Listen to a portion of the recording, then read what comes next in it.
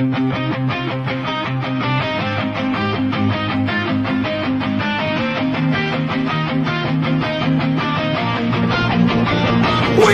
the Unbound Grapplecast, where shadows rise on the weekly Steelchair.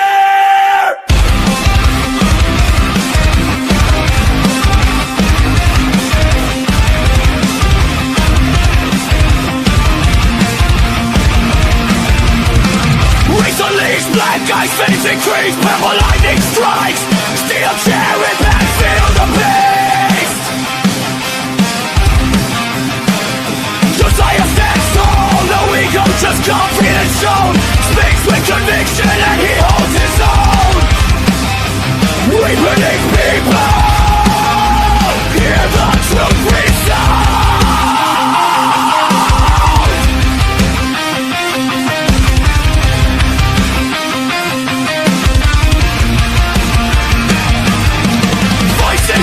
Yeah, the circle grows.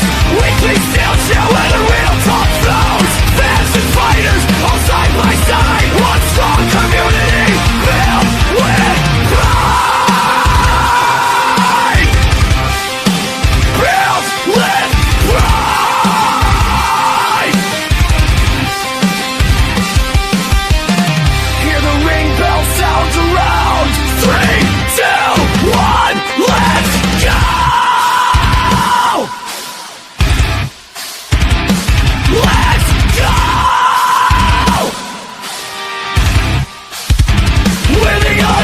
Grapplecast, the crowd hears the battle cry.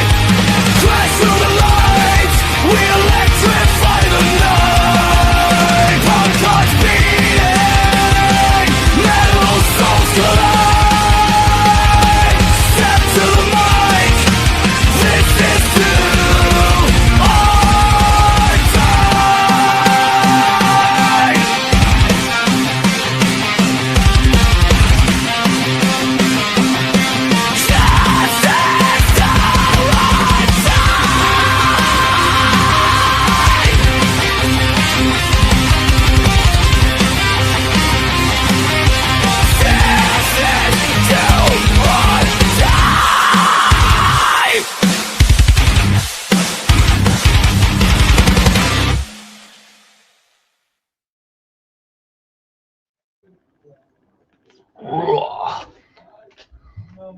Hello everyone, welcome back to the Unbound Grapplecast live in 1080p because I finally bought a 1080p camera.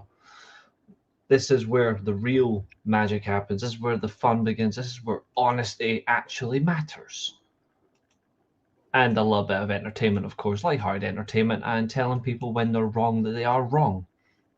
So of course it's me, live in colour, entertaining colour. You've got my main man to the side who personifies not shitty aura, because we don't appreciate aura on this show. He's the goat of goats.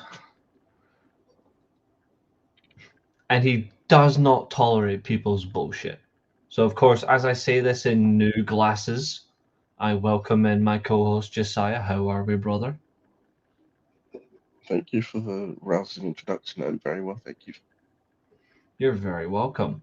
Chester in the chat, I see you. Carl in the chat, I see you as well. Welcome in, boys. Hope you're doing very well. Tonight, it's not just going to be me and Josiah. Anybody that wants to join us, you're more than welcome. We are going to be really sitting back amongst this one. So we're actually going to sit in the, well, I call this 7-person camp because we can fit up to 7 people in this one. Tonight, if you do want to join us to discuss Redemption, you're more than welcome. But we're going to be very, very, very honest with everybody right now. If you think we're going to rate this show higher than a 5, then you might want to clip what I'm about to say. It ain't happening. It's not happening. Like, we genuinely have so many things wrong with this show. But don't worry. If you're part of a hive mind, we welcome you. If you're not part of a hive mind, then that's okay. But honesty is important, and we are going to be seriously important about this one. We are going to review this thoroughly, accurately and to the letter. If you don't like what we say, that's fine. If you disagree with what we say, come and say it to our faces, but say it with respect. If you just come in the chat and moan like a little bitch because nobody agrees with your opinion, then like a hive, go and buzz off. Buzz off. Yeah. So, welcome. And Catherine says that's what she rated as well. She rated it as a 5. See, honestly, but remember, Catherine, apparently yours isn't welcome according to some people. But again, that person doesn't watch our shows, so we're good. Glad to hear it, my friend. Glad to hear it. And yes, the boys are back. We are back in town. And we are going to do our absolute best to give you guys a lot of fun. If you really want to join us, come on in. The links are in the Discord. But if you want to join us, let us know. Because we are more than happy to have anybody tonight. Because we want to hear what you guys think. Not just in the chat. We want you guys to come and tell us. I am mad Tekla lost the title. Don't you worry. That's one of our talking points as well. We have a lot to get through. And here's a funny thing. And I put it on during the intro. And I'm going to put it on right now because nobody seems to understand this. Because some people love to shit on one company and don't talk negatively about something that they enjoy. They just stay quiet. So when I tell you they're holding a company accountable for their creative booking or not stopping after a dangerous spot, which, by the way, we're going to talk about, it doesn't mean you hate them. It proves you're a genuine fan. If you cannot objectively, constructively criticize the companies you enjoy most, then you don't belong here. It's not hard. Thank you very much, James. It was 35 quid out of Curry's, and it's full HD 1080p.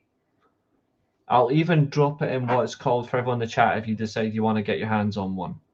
Hold on 2 seconds.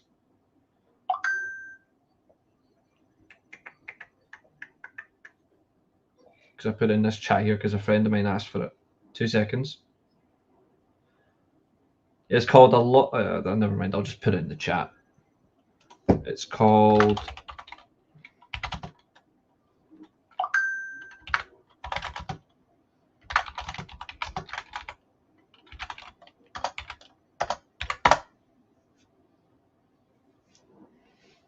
It was only £35 out of Curry's. Logitech C920 Pro JD, sorry, HD webcam. I don't know why I put JD there. We don't want to give that melon some praise. But I appreciate that. Chester gave it a 5 as well. And Dan says, I give it... he does 5-star shows, but he gave it 2.5 out of 5. Bang on half score. If I'm being honest, I'm giving it a 4, 4.5. Thank you, folks. You know what I like about this camera as well is, yeah, Tekla losing was horrible. What I like about this camera as well, see when it's in operation, around the actual center frame where the camera is, there's 2 little lines, and they both go, when your camera's on, they go bright sky blue.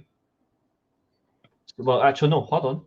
No, it's royal blue. Same color as my lightsaber. So that's one good thing for them. But one thing that's not blue is our appraisal of this show. And I was on a channel the other day. On Friday, I was on Nick and Nikki's show after Katherine. Katherine was on the show, of course, and it was nice to hear Katherine speak. But I was on there, and I truthfully said I had little hope going into this show. I didn't think it was going to be a great show. I said it might be a very good show at best. I think the scheduling has hurt this show a lot, and what's made it worse is now they've actually ruined the product. They've actually... You look at AEW the last 2 months alone, AEW in the last 2 months have been incredibly strong. TV and every other event they've done, they've looked very good, start to finish, pushing their talent. And the product has actually taken a massive hit. I am actually very concerned for it. I haven't said this in a while about AEW. If you look at our shows, I'm very honest. I am very concerned about AEW, and I think the only way you can turn this around is if you have a 10 out of 10 Dynamite and a 10 out of 10 Collision, and that's not going to happen. I actually think AEW might have a really bad week, but they might pick up next week. I could be wrong, but I have to be honest. Otherwise, nobody's going to believe what I say, and no one's going to take my opinion seriously. So, and thank you, Katherine. You can corroborate the fact that I did say that. I don't mince words. Whatever I say on another channel, I'm going to say the same thing here. I'm not going to lie to my audience. I might have new glasses, but the attitude and the professionalism won't change. But of course, my friend, what was your overall thoughts on this before we get into business? And if anyone does want to join us, you're more than welcome. Do drop your comments as well. That'll be part of our main event tonight. I was pretty disappointed with the show, in all honesty. Be honest, my friend. You were not disappointed. You were absolutely raging. Yeah. He was, guys. He was raging.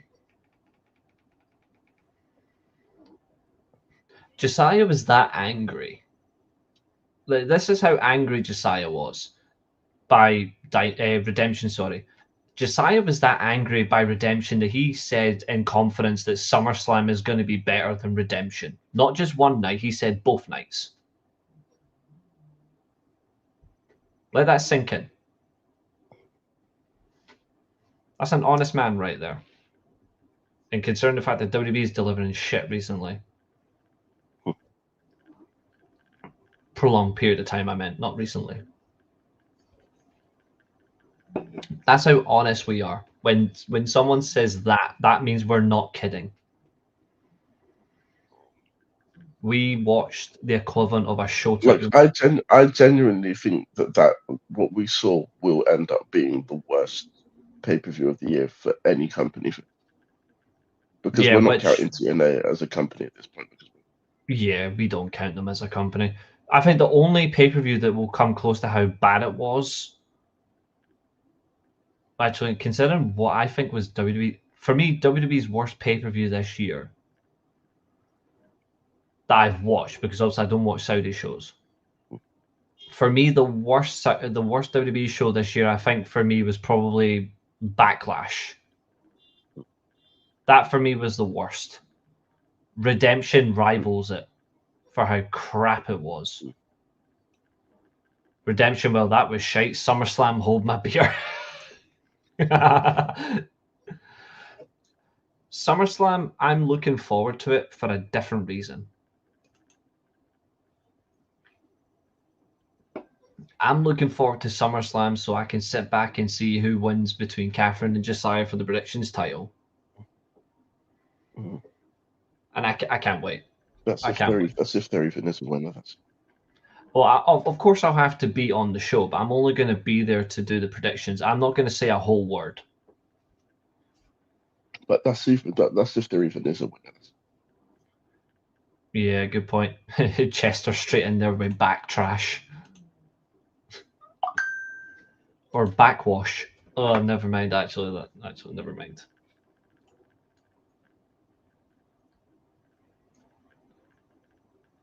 But I suppose we should, before we divulge into this, Omega's first pay-per-view as world champion since winning it back. It was, yeah. And I feel bad for him because he had such an amazing match. That match with Kevin Knight was phenomenal. But apparently Nick Jackson said that he passed the concussion test. I don't believe him.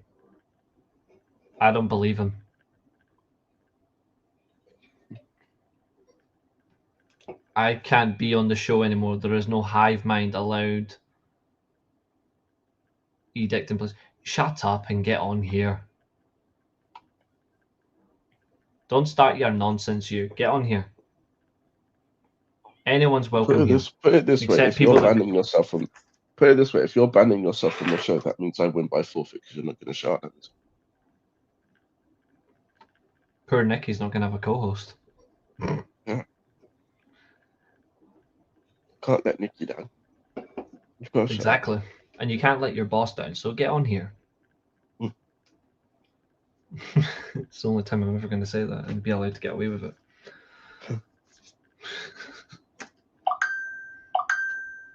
Bye. Anyone's welcome to join us. Even if you want to join for 2 minutes just to get your say, we can do that either now or you can do it at the very end. But if anyone does want to join us and thoroughly review this with us, you're more than welcome. I will drop the link in the chat. You don't have to be on camera as well. You don't have to. It's just I just want you guys to feel comfortable. But what I'll do is I'll just drop the link in the chat for anybody who wants to join us. But we are going to get through this. We don't need to talk about 0 Hour, which is a bloody good result because nothing really happened on there. Katherine sent a tweet into the chat saying KJ Urso, Fuego del Sol is among the talent planned at the WWE's tryout in Minnesota. I will need a human money's raised then. Well, you can climb a pole for it.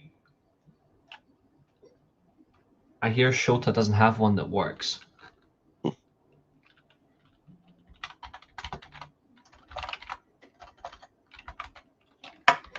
You know what's even worse about Redemption as well? Yeah, it is basically a console. You know what's actually worse about Redemption as well? Is we still don't know what Royal Redemption is. He never revealed what it is. He's basically fucking ruined it. You made such an effort to do it, and then you don't actually reveal what it was about. Like, it's actually stupid.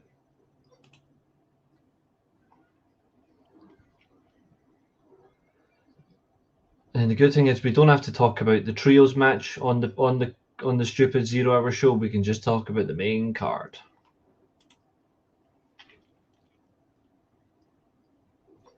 There is one good thing I'll say though. In terms of the matches on the main card, the two shortest matches were both 16 minutes, but only by 15 seconds. And the shortest match of the card was actually Andrade versus Mark Davis at 16:15. Maya Ward versus Hikaru Shida went 16 minutes 30. Only, well, let's see, 1, 2, right, 3 matches on the card went over 20 minutes. The longest match on the card was actually Bandito versus Kyle Fletcher by 1:20. That was 26 minutes 20 seconds. Omega Kevin Knight went 25 minutes exact. Consider it a hive mind. What? She is. What's up, Zach? AEW did announce their... Yes, they did, which I'm really happy for. The Rebel Heart show, which is really nice. Although I've seen people saying that they hope Britt Baker's on that show. No. I wish I was joking, but I'm not. Jamie hated the rest. Yeah. I wish I was joking, but I'm not. You're right, Katherine. Oh, I'm sorry. I was talking to Brendan. He's fired. No, he got a tattoo this past weekend, so. All right, okay. Did he get a tattoo showed to him and all? No, he got a tattoo of Gambit's hand with cards in it, with 4 aces in it. I rate that. Fair play. If one of them wasn't on fire, I'll be upset. I'll send you a picture of it. And now he wants to go get another one of Cyclops. So that's what we were talking about. I've got a few to add onto my list. I've got a range. Tell you what, though, like I'm proper like, yeah. Tell you what, though, when it comes to this show, if you like Katherine knows, like, because obviously we talk all the time in the Discord, we're not going to be unkind to this show. We're going to be brutally honest, and this show is going to burn hard. What's up, Nick? Good to see you. I'm like, let's have a good show. Certainly going to be an interesting thoughts on everyone's feelings. Yeah. There have been a few contrasts. There has been. Let me do one thing as well. That some people have actually said that they found this Like, I'm in a group with people. They've actually said that they enjoyed the show, and I'm just confused as to how they could think that. So Nick says he doesn't think it was a bad show. He just thinks it was long. That's fair. I mean, I saw a few people were saying that as well. I know a few people were saying it was just long. I have to be that honest. I honestly thought this show was dreadful. It was like 5 hours long as well. So it was so unnecessary. Again, I don't normally complain about lengths of pay-per-views for AEW, but I will on this one because it was so unnecessary. But the problem as well is, like, you've got it at a schedule where it actually hurt the whole thing. Like, it didn't balance out. That's the unfortunate reality. Like, they definitely, I saw people say that they got the match order wrong. That was one of the complaints that people had. Yeah. 2 hours too long, 3 title changes and a crazy turn. If that was 4 hours, it's a solid B+ show. It's a fair take. I see the argument. It's a fair take. Honesty is the best policy. Overall, it was underwhelming. I agree with Nick. It was too long. I don't know. See about this show. The one thing I was interested in, why did it not go 3.5 hours? It was something that Katherine always says, and there's something that Katherine always says, right? And Tony Khan doesn't help himself. Yeah, it felt like there were a couple of matches on that show that didn't need to be there. Mm-hmm. The tag title match didn't need to be there at all. It actually hurt the show. No. Maya World, I'm glad. Her match definitely deserved to be on there. The Conglomerations trio shouldn't even be a thing. I mean, that wasn't on the main card though, so that's not true, but it still shouldn't have been. Still shouldn't have been there. Well, they made sure to show up on the main card, which should never have been. Yeah. I don't think Davis versus Andrade needed to be there. No, that didn't need to be there even now. And I don't think. And as much as I enjoyed the match, I don't think that the Paidmaker versus Champ needed to be there either. Yeah, I wouldn't have minded if that had been a main event on a Dynamite special. Like that could be a they could have done that in Grand Slam Mexico just to remember Jericho's run in Mexico years ago. Yeah. It was a fun match though. Like that was my match of the night for anyone asked me. It was my match of the night. Also, missed opportunity for them to do Bandito versus Speedball for the international title in Mexico. Yep. I think we might see something else from him, though. But then again, you wouldn't be able to have him as champion for that anyway because he's got the CMLL Grand Prix coming up. Oh yeah. And he's the leader of team. I think he's the leader of their team. I think. Yeah. I mean, it makes sense. They took that belt off Takeshita so that you could go do the G1. Mm-hmm. Which is smart. And based on that, and based on how that's going, I'm now worried that he might be winning that in the fact that they took that belt off of him. Yeah. There was one match on the card though that was incredibly exciting, but it's not getting as much praise as I thought it would. But the double chain tag match was incredible. Yeah. Well, there was one spot that was a bit iffy. That was where Finlay nearly dropped Jay White on his neck with. Yeah. And I know obviously Mike Bailey won the ladder match, but I still disagree with it. I agree with the Mox take from Nick there. I feel like at this point, if Moxley isn't defending his own title on pay-per-view, he shouldn't be on the card. I agree 100% with that. Chester says Jay and his team losing, in my opinion, was wrong. It's his first pay-per-view. Like we'll come to this. We'll come to this. It's one of the few praisals we have. Yeah. So because you've got to think about what the overriding feud here is. Mm-hmm. If Jay's team had won this match, that basically just ends the feud. Don't spoil it yet. We gotta get to it. Don't spoil it just yet. Even though me and you have been right the whole bloody time. Let's not spoil it. As usual. But let's get through it. Let's go through what was good and then get to the Jesus Christ, the horrible. Okay, so match number 1 And Katherine as well, feel free to get your involvement on this one as well. The first match was that 6-way ladder match to determine number one contender for the AEW International title, featuring Mike Bailey, Jack Perry, Beast Mortals, Commander, Nick Wayne, who was the standout in my opinion, and El Clon. Now, the positives from this match were the quality, the variation of spots, the chemistry between all 6 of them. Don't say my bad, Chester. It's your opinion. It's okay. The negatives for me, however, was the fact it was a ladder match. This should have been for me an elimination rules. For me, the ladder match should have went to Bandito Kyle Fletcher, if I'm being honest. Or it could have been a gauntlet match, and that could have been Royal Redemption. That could have been Royal Redemption, because we don't know what it bloody is, because he just trademarked it and did nothing with it. Oh! I told you she'd be back. She came back at this point, but I can't hide from this part. True, a drill. Yeah. I mean, I admit that caught me off guard. It did catch me off guard. I wondered when Eilidh was coming back. I hope you're feeling good. She had to come back right before SummerSlam because Brock Lesnar's in that Hell in a Cell match.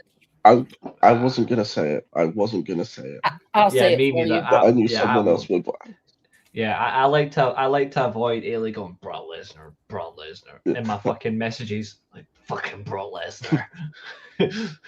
I'm just going I'm actually, you know what? Fuck it. Hold on 2 seconds. Let's see where is it? Messenger. Ellie and Brock Lesnar is like Katherine and Thunder Rosa is like.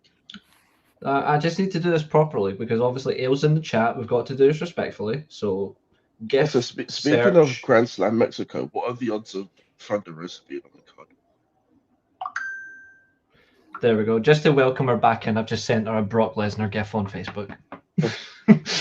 What are the odds of Thunder Rosa being on Grand Slam Mexico? I think she'll be on the card. Highly likely, I would say. Yeah. I think I've been. Will you be watching her match? It is still good to see. That'll be a piss break for me. You know what would make a match for Thunder Rosa very good though if she actually is on the card? If she wears a shirt saying AEW Radio. Because after all, Busted Open is now gone. Yeah, she's doing a Danhausen and except more entertaining.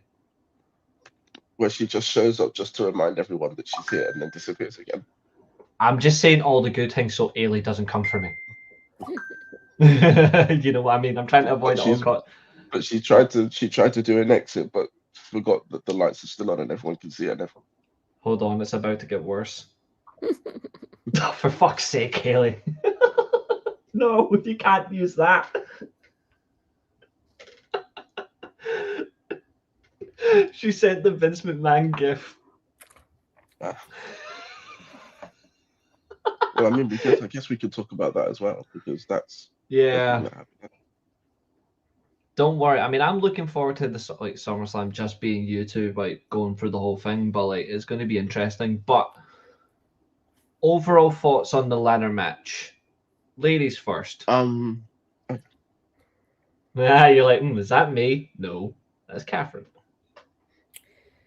It was decent. I mean, it's a ladder match. What more can you expect? Everybody was going to get their shit in.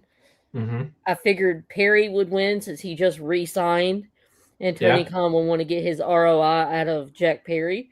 But I'm not upset that Speedball won. Mm-hmm.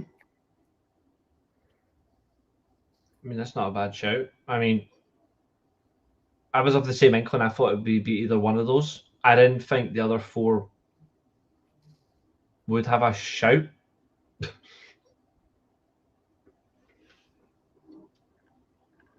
Fucking hell. As much as I liked the end and I thought it was really impressive, I still think the standout though was Nick Wayne, which for me is rare to say because he has disappointed me a lot over the past year. Well, you can see his 2 excursions in Japan are paying off for the 2 years he's gone for the Super Juniors. Yeah, and I think so. You can see the improvement. Keeping his mother away from ringside as well has also helped him, because now he can just enjoy himself. Yeah, he don't look like a little prick that needs his mommy all the time. Mm-hmm. He can focus on his wrestling matches and not feeding time. Now he just needs a Maxine Dupree with him, and he'll be all right. Why are you saying that so you can have Austin Theory instead? Why?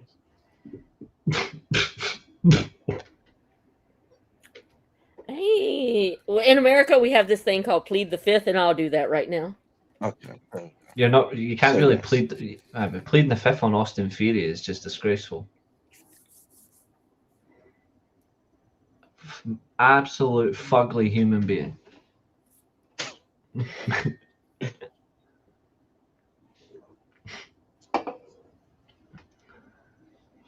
He looks like someone's decided to go, your face is almost there.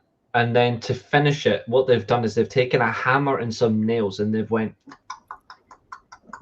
Well, I mean, I ain't gonna be fucking his face. I could put a bag over his face. He's got a nice body. I mean, whatever floats your boat, pal. Whatever floats your boat. I'm just saying, I could put the American flag over his face and say I'm fucking it for glory.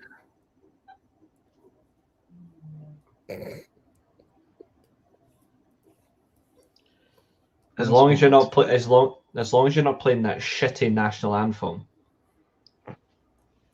No. Because God Almighty, it sucks. Respectfully, of course. But I've said that consistently. I do not like national anthems for any country. They're all terrible.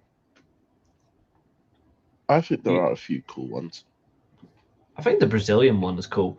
See, Flower of Scotland is fine until the halfway, and then you're like, and then the end, you're like, oh yes, it's over.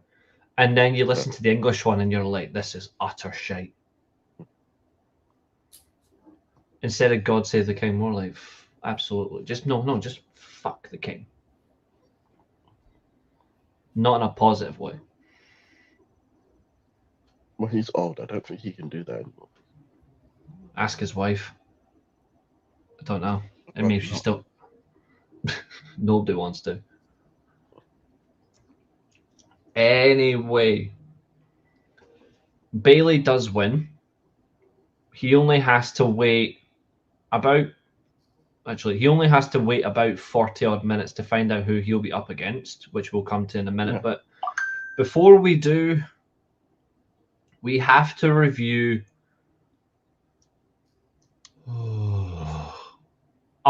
This match went the same length of time as the ladder match, by the way. Both 19 minutes, 40 seconds. This one felt like a 40-minute drag. It was horrible. It's the Bucks versus Ospreay and Moxley, and Jesus Christ, this was terrible. I'm going to make a bold statement here. This might have been the worst match that I've seen since the Usos match. It's the worst Ospreay match since his Blake Christian singles match. Or when he came back from injury.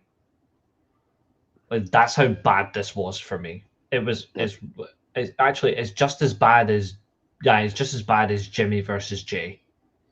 Yeah. It's an absolute clusterfuck. I know Katherine liked it. And that's fine. No issue with that. If you like this one, that's cool. I didn't like it despite the fact I actually told a good match-based story. The problem is it was too much overkill. And this match, to be fair, you've done a head-to-head collision. Yes, you might be telling a story about it. Head-to-head collision, it's just happened. They should have stopped a bit longer. Even if you're going to carry on the match, you should have stopped a little bit longer. They didn't. They carried on. Some of it was a bit too lack of believability, which is not helpful. And another thing as well, I know it was pointed in our Discord as well, no sell on a 450 splash. Yeah. I'm sorry, but like, people can take the piss out of no selling a Canadian destroyer. People can take the piss out of no selling a chair shot to the head. But no selling a 450 splash. What are we doing here? Like that isn't believable. No. It doesn't make any sense. But I thought the worst thing about this match, by the way, and this is the true fact, this match was going really good up until the last 5-6 minutes. The last 5-6 minutes of the match is where it really hurt it. It hurt the chemistry. It hurt the flow of the show in that way because it went downhill after this.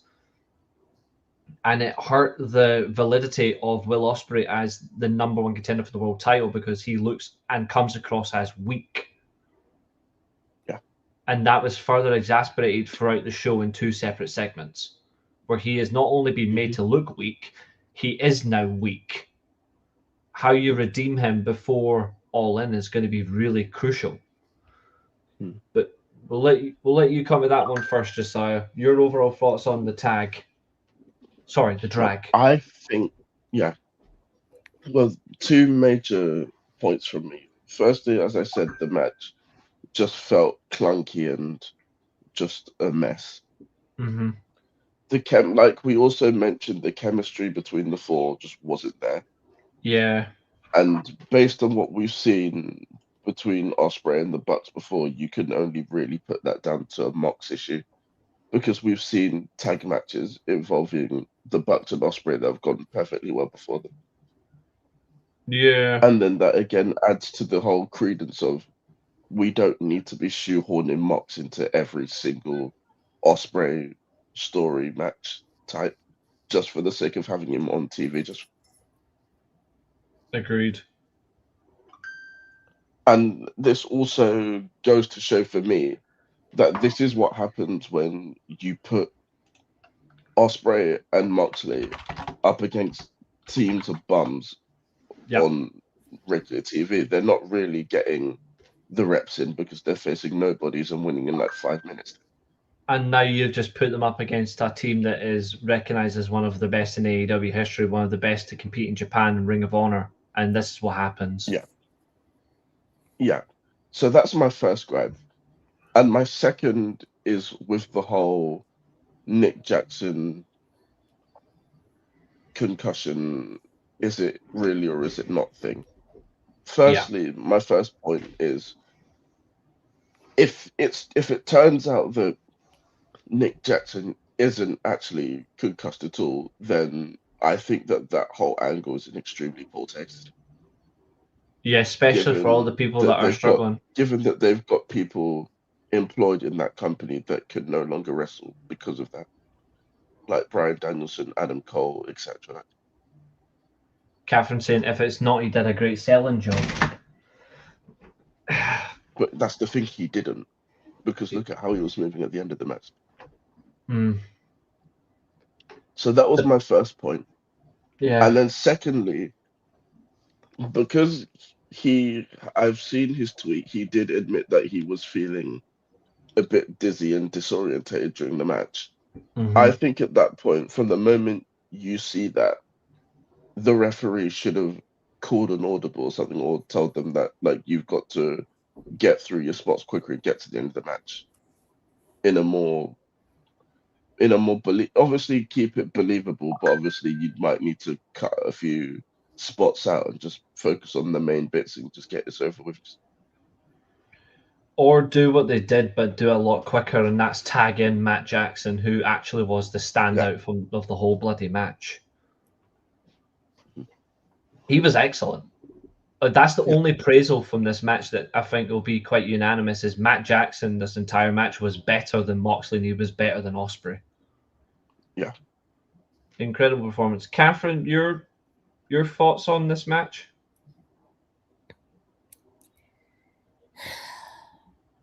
It was bad, and I love me some Young Bucks, and I love me some Ospreay.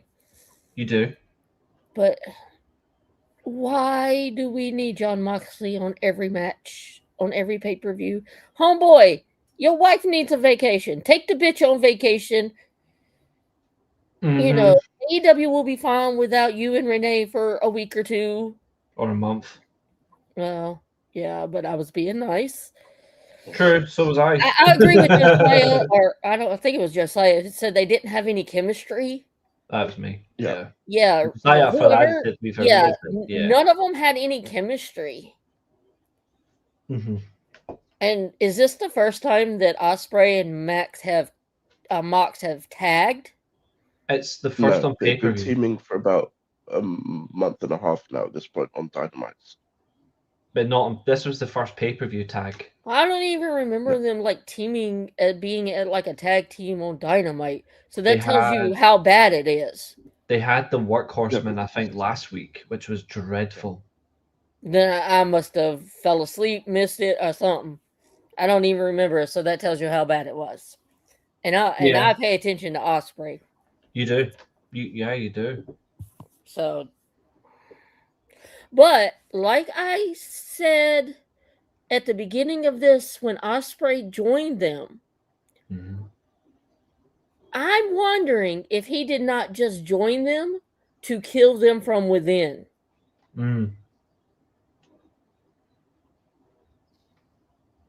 Considering by the end of the show, James says took the words out of my mouth. Fuck's sake, Renee needs a holiday. Yeah. Here's a question to both of you. I'll let you answer this one first, Katherine, since you brought it up. If you're thinking about potentially Ospreay killing it from the inside, and that's a fair take, does that now seem different considering what happened when the show ended? I mean, we're not skipping ahead, of course. I'm just thinking about from a different taste and a different angle. What if that's not the case, but they're doing something else? Because if you actually remember, when this faction started, we were all on the same. I think we were all on the same show at the same point, or we mentioned it. When this whole thing started, I said Omega at some point would end up with the Death Riders. I did say it in confidence. I didn't think they would actually listen to me. But we don't know if he is or if he isn't. But if you look at the way the show ended, he might be. But Ospreay not being in it makes it better. I don't see Omega doing that. I think Omega's better on his own. Or like, when he needs backup, he's got the Bucks. Yeah, although preferably he doesn't need them either. He sure as hell doesn't need Nick Jackson, that's for sure. Sub-in Hangman. Are we trying to give Katherine a heart attack? No. If Hangman's like within 3 feet of Omega, fucking Katherine probably books a ticket to the next show and kills him. Katherine will be alright because she knows that he can't challenge for the title anyways. That's true. That man. But I don't want his stench rubbing off on Omega, so he needs to stay away. I mean, we've already done that, to be fair. Several times. And so he's done wiped that stench off. He don't need new stench. It feels bad that Hangman's touched Omega more times than Katherine has. Yeah, that is true. And by touch, guys, I mean tag teaming, don't worry. But saying that, so has another wrestler that we won't name on this show. But I don't know. We'll just have to see where it goes, given what we saw at the end of this pay-per-view with Will. Mm-hmm. Which was one of the best moments of the show. So, yeah. So we've gone away from this royal disappointment. And I'm gonna let either one of you take the floor on this one. But we got an absolute killer match, the longest match on the card, a lot earlier than I expected, which to be fair, Josiah's words were, at least you could stay up now. I ended up staying up for the whole bloody pay-per-view. I ended up staying up for the whole pay-per-view. Even though I said I'd only stay awake till at 1:30. But then I didn't. I stayed up and got through it. But I'm surprised one tag match didn't put me to sleep. Right. But I stayed up for this one. 26 minutes, 20 seconds, Kyle Fletcher versus Bandido for the international title. Go for it. Right. Either one of you take the stage.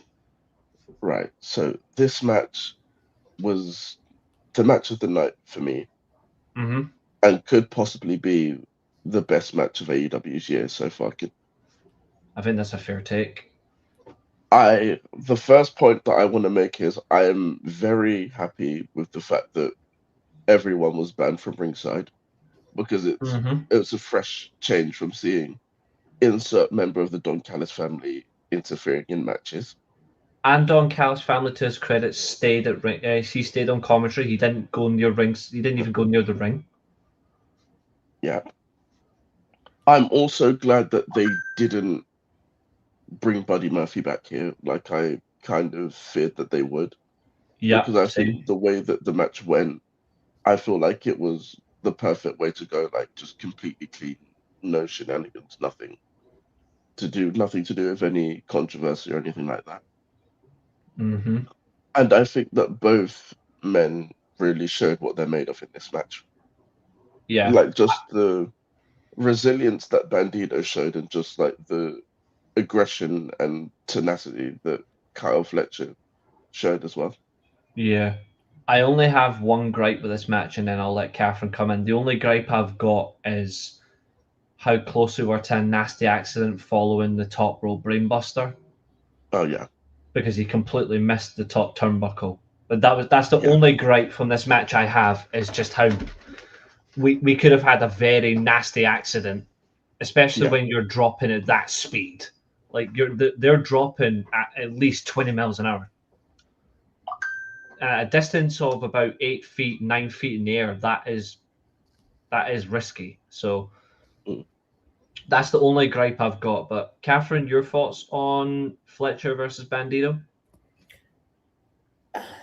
It was a good match, which, I mean, Fletcher was in it, so you knew it was going to be good. It also showcases why Fletcher is probably going to be the face of AEW in the next few years. Mm-hmm. I mean, he's getting to working toward that Omega level where you could throw a damn broomstick in the ring with him, and they're probably going to have a good match. Potentially. I'm not sure. I think because that's like the top 1% of wrestling talent. You know, like you're not going to like. He's working his way toward that level, toward that Kenny Omega level, where you could throw him in the ring with anybody and they have a good match. Yeah, I mean it is possible. But it was one of the better matches on this card. Mm. Yeah, dancing. Hopefully, you're more than welcome to join us as well, mate. Anytime. But yeah, no, I don't disagree with you, bud. What else? I just love me some Kyle Fletcher. I still respectfully say I do not like seeing him wearing bloody pink kick pads. He looks like a thespian. He needs to wear. He looks like Kirby. He does. I want to see him just wearing regular boots. I wouldn't mind him wearing pink boots, but pink kick pads just looks dreadful. It doesn't work. Not even 90s Shawn Michaels could pull that off. That's how much I don't think they suit him. I think he should wear normal boots, if I'm being truly honest. Or black kick pads with some pink designs on it. Now, hey, real men wear pink. Look at Shoto. He's not a real man. Sometimes I question if he's even a man. And you say real men wear pink.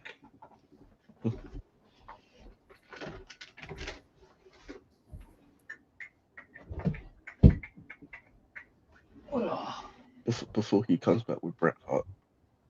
No, not that. There we are.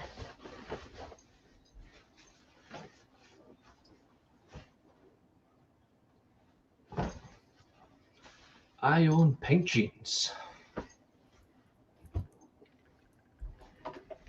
I wear them with an electric pink polo shirt, but they actually are extremely comfy. And they were only $5 at TK. Nah, bro, right. That's just too much. That's like porn star level. We're not doing that. Well, I thought it works for Mark Henry.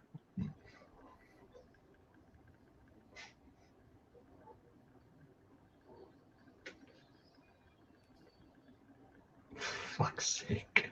But I'm not retiring. Or fake retiring, I should say. Yeah, exactly. I think what's crazy about this show is the fact that they at least maintained a little bit of consistency for the show. Because the next match was an absolute chaotic fest. I wear black mix, but that's not wrong though. The next match, of course, the double chain tag. Now,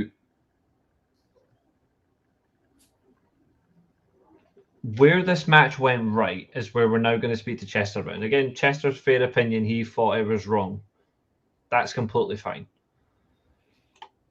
Here's why me and Josiah think it was the right result. You look at the two tag teams, the most glaringly obvious match that we've been saying for the longest time before one man joined the company was David Finlay versus Jay White. Once and for all, solve the hatred between the two. Even though it's never going to happen, but you at least get them in the ring one-on-one. You can't do that match if either Jay White or Juice Robinson pins David Finlay or Clark Connors in the first match they get. The right result is the heels winning, so now we can truly get David Finlay versus Jay White at All In. Jay White wins that, and then you get the rubber match at All Out. Or you stretch even further and you go towards Full Gear, which actually would be better. But the right result in this one was the heels winning. The best part as well, though, was Jay White was not pinned, but he had to see Juice get beaten to a pulp to lose. Yeah. Very good there. I liked as well that we got a lot of interaction between Jay White and David Finlay. They teased the singles match between the two, rightly so. But I liked the way that they allowed the match specifically to stick with them. And then you added in the Finlay-Robinson dynamic, the Connors-White dynamic. They all blended well. This is the difference between the first tag and this one. The chemistry between all four of them is glaringly obvious. That's something that's important. You can't just put four people in a tag match and expect to gel. No, you have to actually pay attention. The chemistry on this one was there. The other tag match, no, it isn't there. If you look at last year, Ospreay was lucky in terms of swerve in the match. The chemistry was there. It wasn't in the first one tonight on Sunday night, but we absolutely got it this one. This was really good. And we got to see some development out of it. And that's what I liked. And that kind of ties into what I think about the Bandido Kyle Fletcher match, because their chemistry was there as well. And that's what made that match exciting. That match could have went another 10 minutes and that would have been okay. But the Dogs versus the Bang Bang Gang was spot on. I was really impressed. I was even more impressed with Juice Robinson. I thought Juice Robinson really added more to the whole dynamic of the match, and it was great. I think he was wearing, it was like combat style. It was like combat style jeans, like white combats. Yeah. Which that didn't work for me, brother. To be fair, I like combat jeans. Never wear those again for me. Yeah. I like combats, but I don't like them in white. I like proper black combats. Like, just an all black. White looks desperate. White looks like the Pope trying to fish out the sea. And it just doesn't work. But yes, your thoughts on this tag, Katherine? Your thoughts? Right team won if you're going to continue the feud. I know a lot of people were bitching because Jay and Juice took the loss, and they're like, well, Jay White just come back and he took the loss. Well, if he'd have gotten the win, then there wouldn't really be a feud anymore. Mm-hmm. You bitch about long-term storytelling, they give you long-term storytelling, then you're bitching they screwed it up. I don't know what y'all want. I'm done with the IWC. Trying to figure y'all out. I enjoyed it. Mm-hmm. I thought Jay White might have broke his neck on that one spot. Thank God he didn't. Yeah. But I mean, it was there. It was just a match that was there. I think it could have been better if it had had more build up. Yeah, I think that's fair. It was more of a comedic build up. It was more like, because, oh yeah, they're called the Dogs, we're going to take the piss out of them by adopting two dogs that are conveniently called Clark and Finley. Mm-hmm. But it was still for a good cause. But I feel like it would have been. It felt more in terms of the build up. It was more serious from the Dogs side when they were brutalizing the Bang Bang Gang, whereas the Bang Bang Gang were more interested in just taking the piss out of them. Mm-hmm.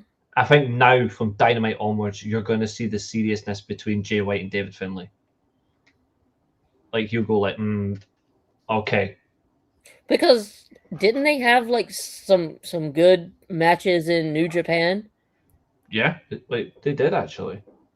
So yeah, that's what I want to see. I want to see the New Japan Jay White David Finlay matches. What was interesting though back then though is this was like David Finlay, who he was still with Juice Robinson, but they hadn't really had an identity yet. Whereas we already knew Jay White as a Switchblade, but he was coming into it more. Like Josiah will remember this as well as I do. Like this was fresh. This was faced. Just as he joined Bullet Club. This was fresh faced Jay White. This man had yet to develop his Lucifer goatee that he's obviously renowned for in that killer style. Now he's that killer style. This is going to be different. And David Finlay, I said it before and I stand by it, and everyone's questioning me about this, but I say it true. When he's fully fit, Jay White is the best main eventer in AEW. When he's the same thing and he's treated seriously, David Finlay is in the top 5, top 6 as well. If you actually showcase him the way it is, because me and Josiah have said it so many times, it's why we don't understand why New Japan never put the world title on him. It doesn't make any sense. But one thing that has to show, and it showed from the match, can he please use the Bloody Oblivion again as a finish? Because that patella knee buster is far better than the roughneck thing he uses. It looks cool, but that should be a signature. Like the Oblivion should be his finisher, and not the one that you see in WWE by that blonde tramp. Respectfully. Since she loves women, it's only appropriate that we give Maya World, on her birthday, winning the TBS title against Hikaru Shida. It's only appropriate that we give this match to start off with. We give it to Katherine. Okay, let's hear it, Katherine. Okay, I'm happy Maya won. I kind of like Maya. Mm-hmm.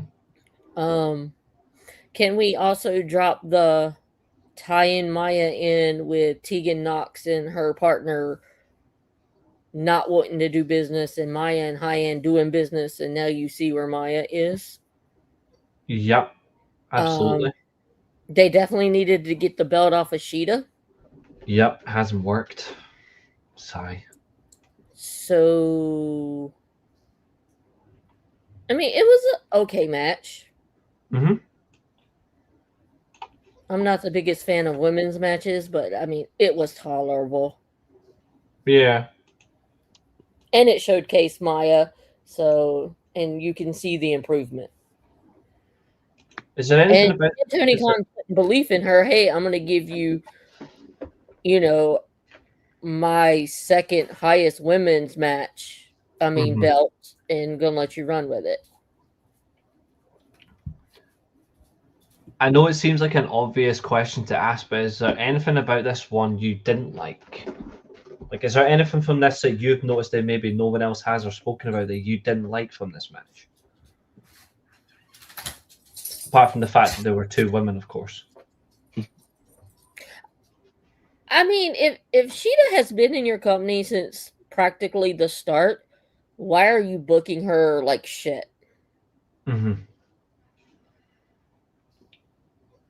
Are you just booking her enough so you can get some ROI out of her, and then when her contract's up, you can be like, yeah, you can go back to Japan?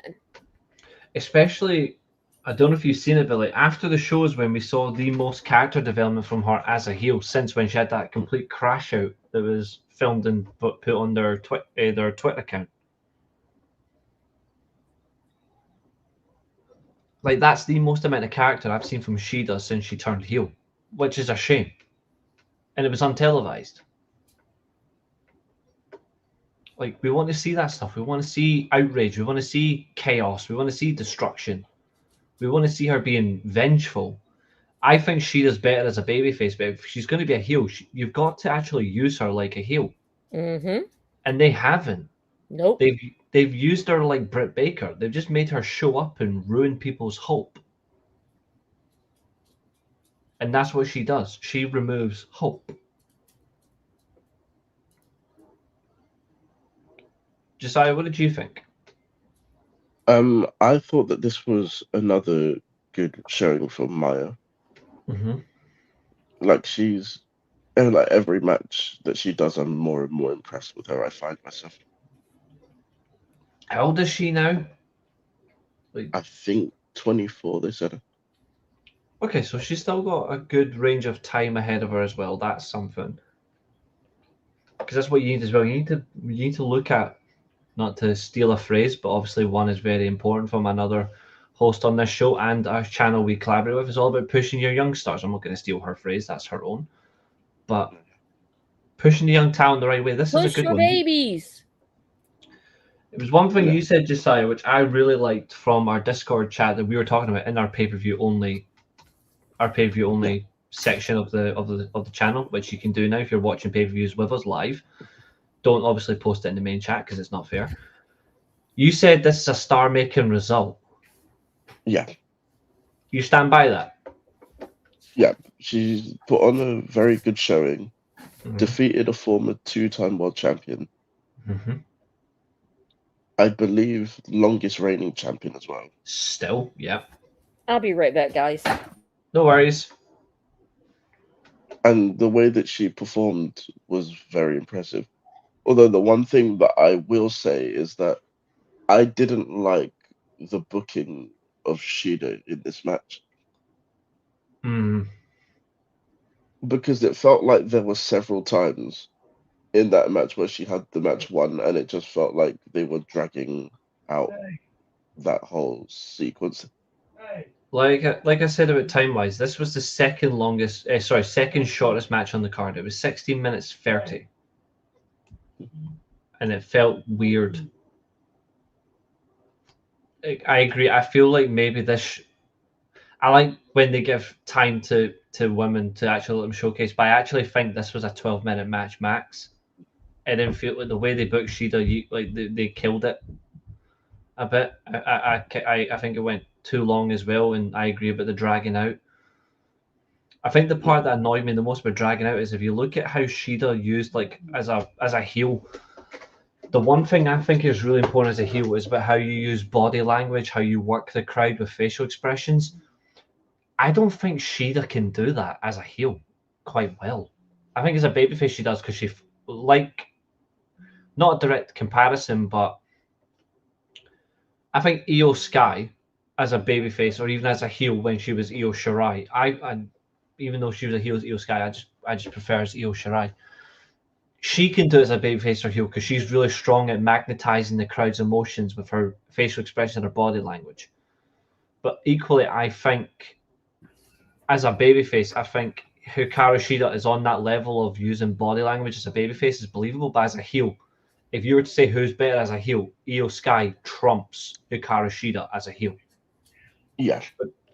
Like, Hikaru Shida's just somebody that you want to get behind. You don't want to be seeing her as a heel wrestler. Mm-hmm. I don't like her as a heel at all. I actually hate seeing... I thought it would work. I'll be honest. I said I thought it would work because she's coming back as that Hitman type character. She's added a submission finisher. She looks like she's being more effective in the ring, but it's actually hurt her character development, and she can't work a heel style match. So I'll be honest when I say I've got this one wrong. So before anyone says I never admit myself, I am admitting I was wrong. Oh, somebody needs to clip this? No. I Clip am this clipping this shit and I am using it. Clip this and I'll have you hanged.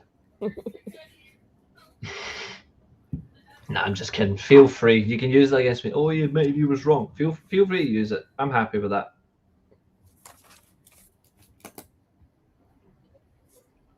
Sometimes it's okay to be wrong. Absolutely. It does take a bigger person to admit when they're wrong. And it's the only time I'm going to admit it. Until next time. Yeah, nah. That's my once a year. The next time I admit I'm wrong will probably be 2028 or something. Because 2027, I highly doubt I'll admit I'm wrong about anything. But at least when I say I think something's going to happen or something I hope happens, at least someone out there is listening to me and trying to give me what I asked for. So that's a bonus. Right, back to the action. So following this,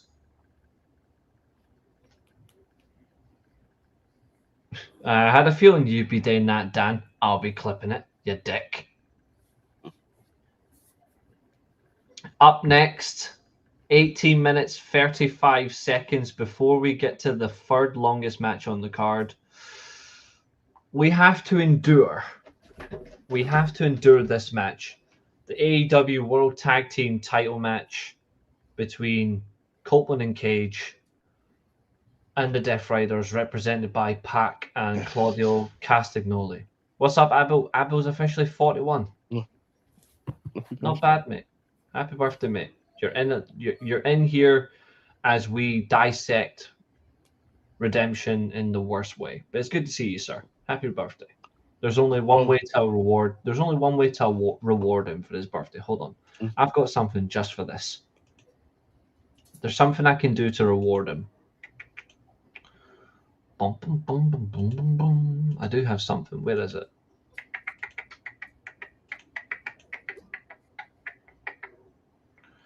I do have something just for him.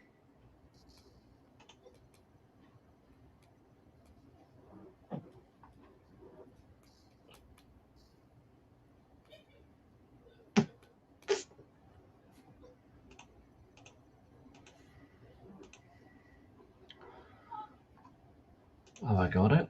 Maybe I don't hear. Let me see. Hold on.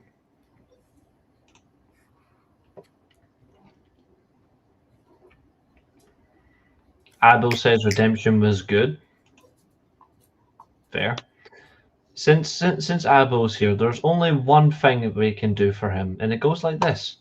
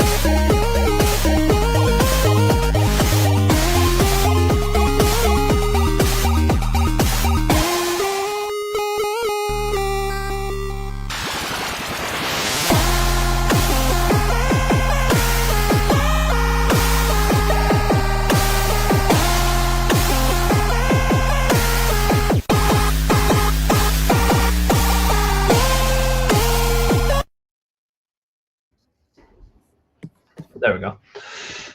One time only, just for you, mate. But oh god. Okay, let's get through this. Let's be brutally honest.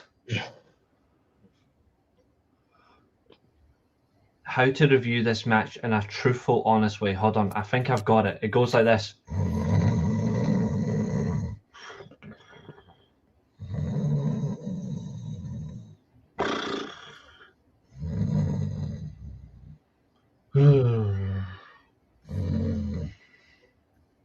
Oh, this was horrible. This match sucked. The only good thing about this match was Christian Cage just being a national treasure for Canada. That's it. Yeah. This whole match was horrible. Again, no chemistry, wasn't fun. Adam Copeland, fucking Jesus Christ, mate, you sucked. You actually stunk the place out. You sandbagged the two of them. And he did it in a way that was on Thunder Rosa's level of sandbagging. It was that bad. Actually, you know how bad this match was? This match was like watching Mercedes versus Britt Baker at All In. Oh God, I was couple there of years for ago. That killed. I was there. I was there as well. I've said it so many times. That match, I lost a piece of my love for wrestling that day. Oh, I lost my love for a lot of things that day. That match nearly killed me. I was sitting beside a couple of it was even worse. At that show, on one side of me was a Mercedes Moné fan. On the other side was a Britt Baker fan. And I'm sitting there going, do I have to tell them this match sucked? And luckily, the both of them were trying to blame the other person. And I was sitting there going, well, it could be worse. You could be in the desert getting shot by a soldier. But generally, that's what it felt like. The level of sandbagging. But Adam Copeland was dreadful. Pac, he didn't care. He was there for a paycheck. Yeah. I actually feel sorry for him. And Claudio was too busy trying to figure out which mask he brought. He didn't care either. This match was pure dreadful. And it was even worse by the fact the minutes the match ended, you didn't even give the chance for the crowd to breathe in the right way, because this match was terrible. The minute the match ends, you bring out the Bucks just to announce the All-In match. I mean, it's all well and good they've announced it. You could have waited just a couple of minutes. You could have let the Canadians celebrate in front of their crowd. No, we'll just bring out the Bucks straight away. But the match ended. We all suffered. But Katherine, the honor goes to yourself. What was your thoughts on this one? Why? I get that they're the tag team champions and you need them on pay-per-views to defend their belts, unlike another company that never defends their tag belts on pay-per-views. Or the women's world champion past 100 days. But yes. why? Why? You know what would have made this match even worse? If Claudio would have turned around and tickled Pac.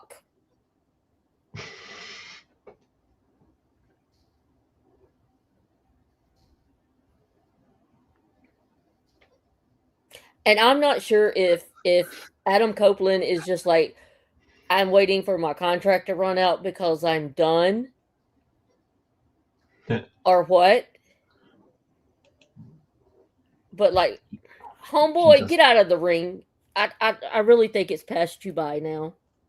It's annoying because we're all fans of Adam Copeland. Go be a producer. Your time as an entertainer is done. Yeah, like we are before anyone comes at us saying, "No, we're not fans." We are genuine fans of Adam Copeland, but for every match he has in AEW post the world title match, which to be honest he should have won, he hasn't done anything remotely important since. He has genuinely been a major disappointment. And it won't get any better. Like we are stuck. We are stuck in that cult. Like everyone loves to. Actually, that's another thing. People love to shut down Chris Jericho, saying, "Oh, it's a Jericho vortex" and all that stuff. I would much rather be in the Jericho vortex than the Copeland than the Copetex. I mean, you can say what you want about Jericho and the Jericho vortex. Hell Jericho is roughly the same age as Adam. He's in much better shape. At least Jericho continues to reinvent himself or brings back gimmicks that people want to see that actually fit within the storyline. Yeah. I'm just copying Featured of which, Brendan was at GalaxyCon this past weekend, and he got to meet Chris Jericho. Oh, sick. And he said Chris Jericho's like one of the nicest wrestlers he's ever met, and we've met plenty. And he told him, he's like, yeah, I wake up every morning and my mom's usually playing Fozzy through the house. And he's like, that's dope. It's always a good listen. Always a good listen. Why are you telling him? I mean, Fozzy has gotten me through some all-nighters during my master's degree. I've got them. I've got they're in my Spotify playlist, but I listen to them all the time. Yeah, I love me some of Fozzy. They actually came to concert down in Charlotte, but they came to like this really, really small venue. And I was like, yeah, I'm not driving all the way down there for that. They were in Scotland not long ago. I'm hoping he comes back at some stage. But Abel's spot on as well about Copeland. He says his creativity is now lacking. That's why it's not working here on Jericho's level. I think the major difference, not just the creativity as well, is you look at Jericho, right? And people need to commend this. Jericho got a shitload of abuse. People saying, oh, he needs to retire. He's too fat. He's out of shape. He doesn't look like he cares anymore. Jericho went on tour and took, what, a 6-month break? But in that entire time, Jericho got completely shredded. He is he's probably in the best shape since, I would say, 2019. I think this is the best shape Jericho's been in 7 years. And he looks brilliant. If you looked at him... He does that, though. He'll go on tour and he'll party like a rock star, drink, get fat, and then shred it off when it's time to get back in the ring. It's just what you expect from Jericho. But he is so professional about it. Yeah. And I like the fact as well, because I can't wait to come onto that match. There's so many things right about it. Obviously, there's one glaringly obvious thing about it that maybe doesn't fit a no-holds-barred match, which is completely fair. And to be fair, Eilidh actually did mention it earlier on. But when you look at that, yeah, Jericho does. When you look at that compared to Adam Copeland, I'm pretty sure Adam Copeland and Christian Cage are like the exact same age. Let me just check. Cage is 52. He's 53 in November. Adam Copeland is 53 in October. You look at both of them. Which one would you think is in far better shape? If you didn't know who they were, both men were in front of you, which one would you say is in much better shape? Well, to be fair, you don't really see what kind of shape Christian's in because he wears a turtleneck. That's because he's smart. But if you look at them from a perspective, who would you say, though? Would you probably say Cope? I would say Christian Cage. I would have gone with Christian Cage. I'll tell you another thing as well, and this is actually something that hurts Adam Copeland massively. See when the bell rings,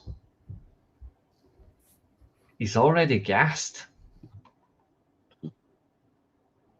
So can we start calling him Adam CM Copeland?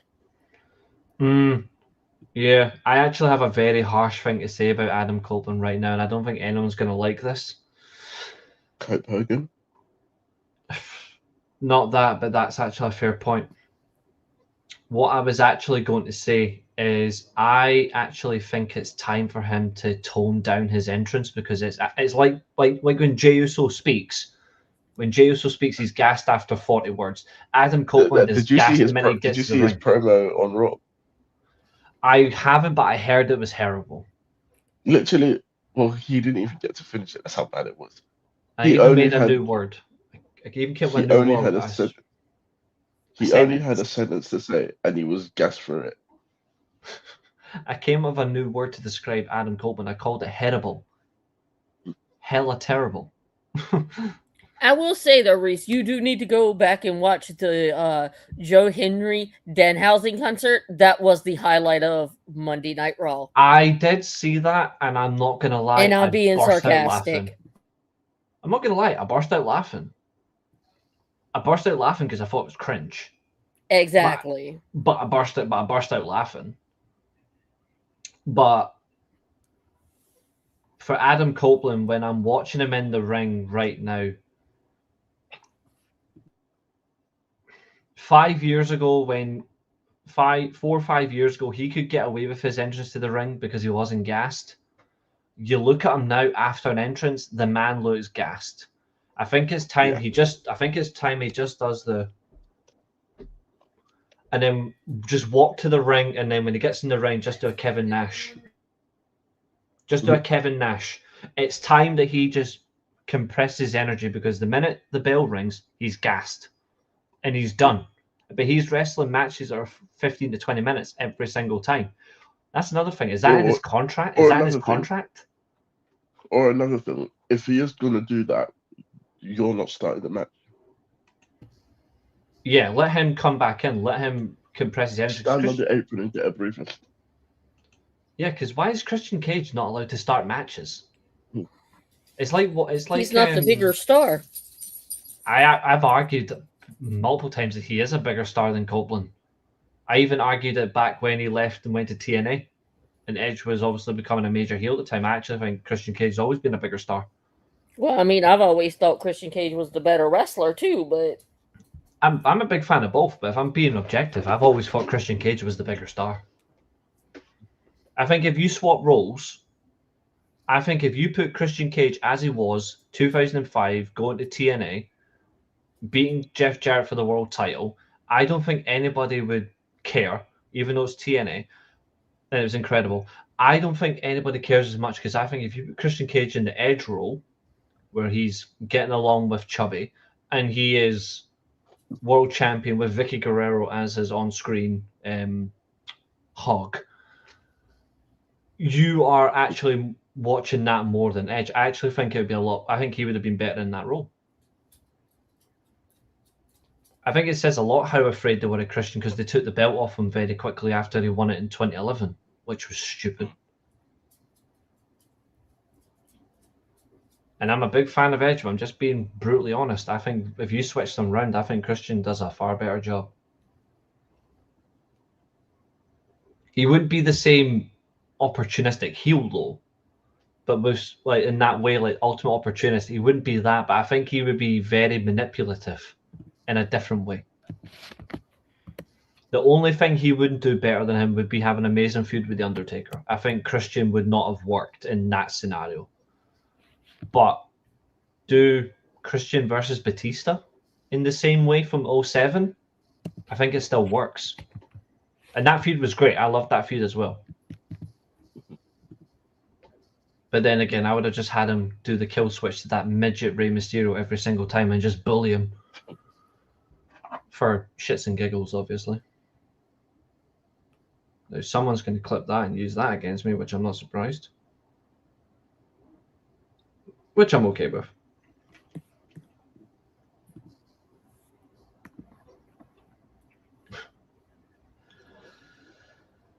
You actually want me to share that, Dan? Jesus. What's up, Tina? I can't believe he wants me to share this. Jesus Christ. This is for you, Abel, and it's from Dan.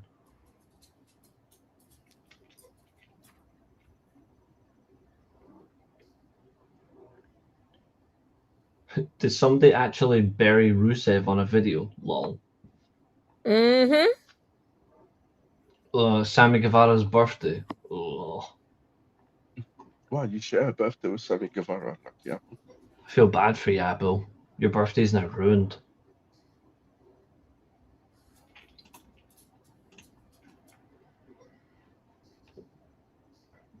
This is what Dan's created for Abel, and it's just, well, it's, yeah.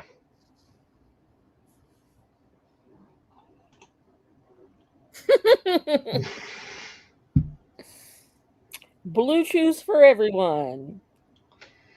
It's the fact it says one chewable tablet. You do know Blue Chew is a sponsor for a certain podcaster's podcast. Well, JD, because he can't get up. I didn't say who. You took it on yourself to say that. Because I'm guessing. Well, you have guessed right. Oh, did I? Mm-hmm. Well, that is funny. Bear in mind, I do not watch, so I just pure guest for entertainment.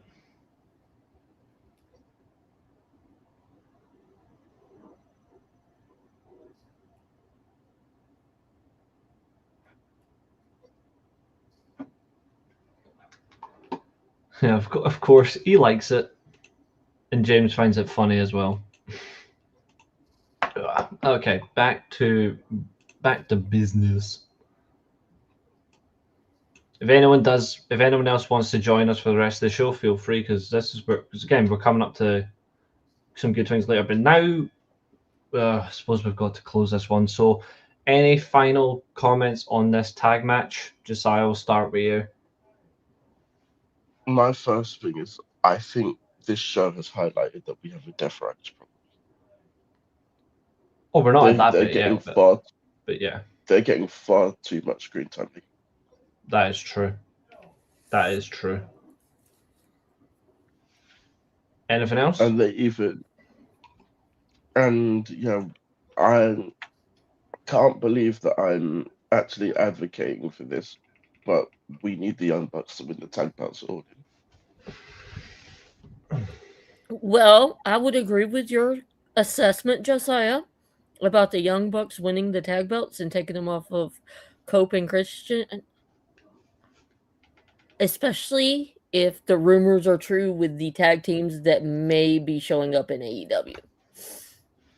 Yeah, I'm more interested in a Bucks versus Machine Guns 2026 rematch than anything else. Or a Bucks new whatever they're going to call themselves.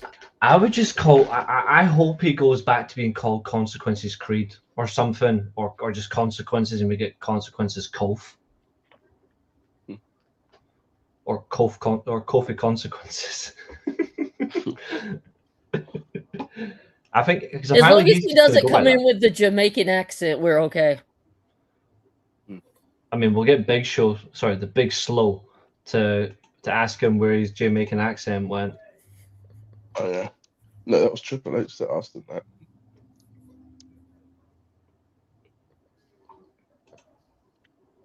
That's interesting. I'm glad for you. She's 9 weeks along. Tina's pregnant. Oh, congrats. Considering what you've been through, that's great news. Congratulations. Just make sure when it's born that you call it. Name it after Reece.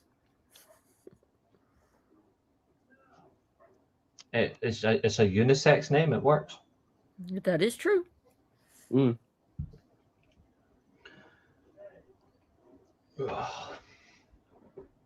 I'm not like it. But no, to be fair, congratulations to you. Considering the fact what you've been through this year, both for yourself and other family members, that is seriously good news, Tina. So I'm really happy for you.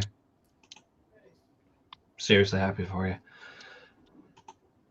But yeah, all the other teams coming in,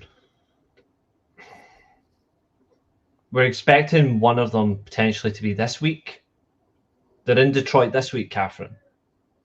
Yeah, so I expect the Motor City Machine Guns to show up. And Rhino is going to be there. That's interesting. And maybe they've already announced Rhino showing up. I don't get that. I've got nothing against Rhino. He's a complete top professional. But I don't care if it's in Detroit. Why is he being brought in? It doesn't make any sense. Yes, it does, because Tony Khan is a huge ECW fan. But that still doesn't matter. And if he just makes like a one-off appearance, I'm fine with it. Just to get the little pop, it's okay. I suppose there is one thing they could... Gore! We just need a picture of... he's going to go Don Callis. Actually, there is one thing... Okay, no, that would be funny, even though I like Don Callis. No. There's one thing we can do to top that. This will make you laugh. We need to have Rhino in the ring. We need to have... Who fits that role well? Who fits what I'm about to say well? Oh, he could gore Thunder Rosa into, like, next millennia. No. She doesn't represent the 5-letter word I'm thinking. That's it. We need Rhino standing beside Penelope Ford, and then Jericho on the stage. I miss Penelope. Or just have him reunite with Kobe Cages. Yeah, but it doesn't. But it's not as fun as Jericho just going up to the gore and the whore. We just need that one more time in 2026, and I don't care who gets offended by it. I mean, that would be appropriate. If Saraya was still in AEW, I would say her. She's the only whore I know on the roster. She might be back for the Rebel show. Well, that's what people are hoping for. I don't care. I doubt it. I doubt it. There are people hoping she'll be there for it just because she's one of our closest friends. But to be fair, if you want to properly celebrate Rebel, don't have her there. Have someone important there for Rebel, but not her. To be honest, Tina, we really didn't, if we're being truly honest with you. We liked some things, but the overall show we didn't like. It was just so bad. Sadly, yeah. But I'll let Josiah comment to this one first before I do. Actually, I'll close this next match. I'll let Josiah then Katherine. So, because I know Katherine will want to be so giddy talking about Andrade. So, Josiah, kick us off on Psycho Killer versus the Painmaker. Third longest match on the card. 23 minutes dead. I liked it. I think it served the purpose. But as I said earlier, it didn't need to be on this card. I think that it showed the many different facets of Jericho's character. It shows that he can do the normal wrestling style, but he can also be a very effective deathmatch wrestler. And I think in terms of Tommaso Ciampa, I actually think that even though he lost, I feel like he comes out looking a lot better than he came in. So I'm interested to see how they further move with him as well. But in terms of the match itself, it was very good. We got straight to the point with the weapons, which is one thing I like. I always hate with hardcore matches or no DQ matches that it takes ages for some form of weapon to be introduced, but here we got that straight away, which is great. I think that the timing of everything that was involved in that match was also good. The only thing that I had an issue with was the whole ice hockey bit. I don't think that was needed at all, and I think it made the match seem less of more like a feud and more comedy, which I wasn't a fan of. But apart from that, I thought that it was very well structured, right winner, good action, and just interested to see how both men move on from this. So that's my thoughts on that match in, I guess, a minute and a half. But if I could get either one of you two to add on to that and let me know how you felt about it. That's fair. Katherine, your take on this? I mean, for a no-holds-barred match, it's what you expected. I was surprised, if I'm not mistaken, this was the first match where we got blood. It was. Which was kind of odd for an AEW match. I was surprised because you would have thought it would have been in the double chain. Maybe not so much the ladder match, but the double chain it would. Yeah, that's what I was expecting. So there's that.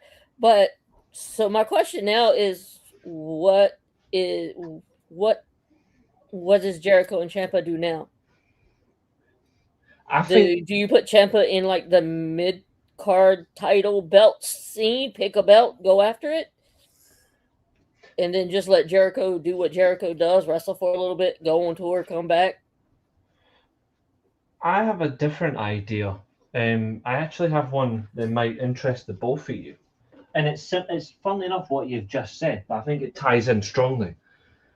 I would actually have Jericho win one of the mid-card belts. Give it a bit of time in between him and Ciampa. Let Ciampa have another feud in the meantime. And then Jericho, maybe not as an open challenge, maybe it's just something fun. Jericho's been round a few opponents, and then he says, I just want one match with someone who'll just come in, just look to seriously make it difficult for me. And then Ciampa comes out. And then, I don't know, maybe that's a World's End match or Full Gear where they run it back right at the end of the year. And he beats him, and then Jericho, at that point, maybe Jericho does go on another break. Comes back at Revolution. Maybe. Did Ciampa get his rematch after he lost his TNT title? It was in a triple threat. Okay, so that's not really fair. So then maybe start a feud with him and Kevin Knight. It's not a bad idea. And I know they're heels, and heel versus heel works. It does work because the crowd would genuinely throughout hate both of them in different ways. They would hate Ciampa because Ciampa would generally want to try and kill him, whereas they would hate Kevin Knight because he's just a cocky prick. Yes. I will say, I did like the mirror with the face on it in this match when Jericho pulled it out. Oh, that was clever. That's the sort of stuff that I like about Jericho. Like, he was like, his image is so important to him that he actually exploited it the most by just having fun. Like, it was like Josiah said there about like, oh, Jericho's a really good like deathmatch guy. Like, I think Jericho really just loves to bring that side out of him. Like, I know it's a special occasion, but it was like that kind of occasion where like I don't think he would bring it out for anybody. It has to be somebody he really trusts, and you can tell he trusts Ciampa that much that he brought this out for him. I don't think he would bring this out for a lot of people on that roster. I agree with that. I would go as far as to say he wouldn't even bring that out for Omega. I don't think he would, if I'm being really honest with you. Maybe Moxley one last time if they run it back, but again, that's not really a death match. That's a murder fest. Yeah. Yeah, but that's all I have on that match. Which is fair. Josiah, you covered that one, yeah. So you're asking for my thoughts on this one. This is the match that saved me from losing my soul. Like this match genuinely for me was all round, like I just couldn't stop enjoying it. Like see out of this entire card, I've went back and watched this match 3 times. Like I've went back and watched it 3 times and I've just enjoyed it that much. Like I just can't help it. Thank you, Tina, as well. Have a lovely evening. Look after yourself. And again, many blessings to you and your partner, expecting your child. That's awesome. That is truly awesome.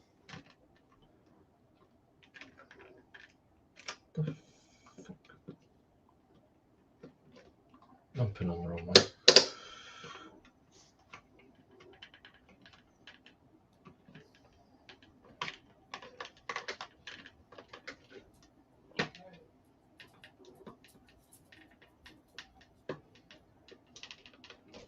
There we go. We're trying to fix the fucking trying to fix my Batman. Fucking stupid wanker.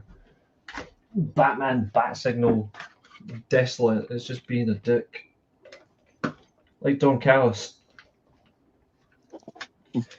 Speaking of Don Callis, up next. Oh, Kyle Fletcher did a interview with your favorite little horror podcaster.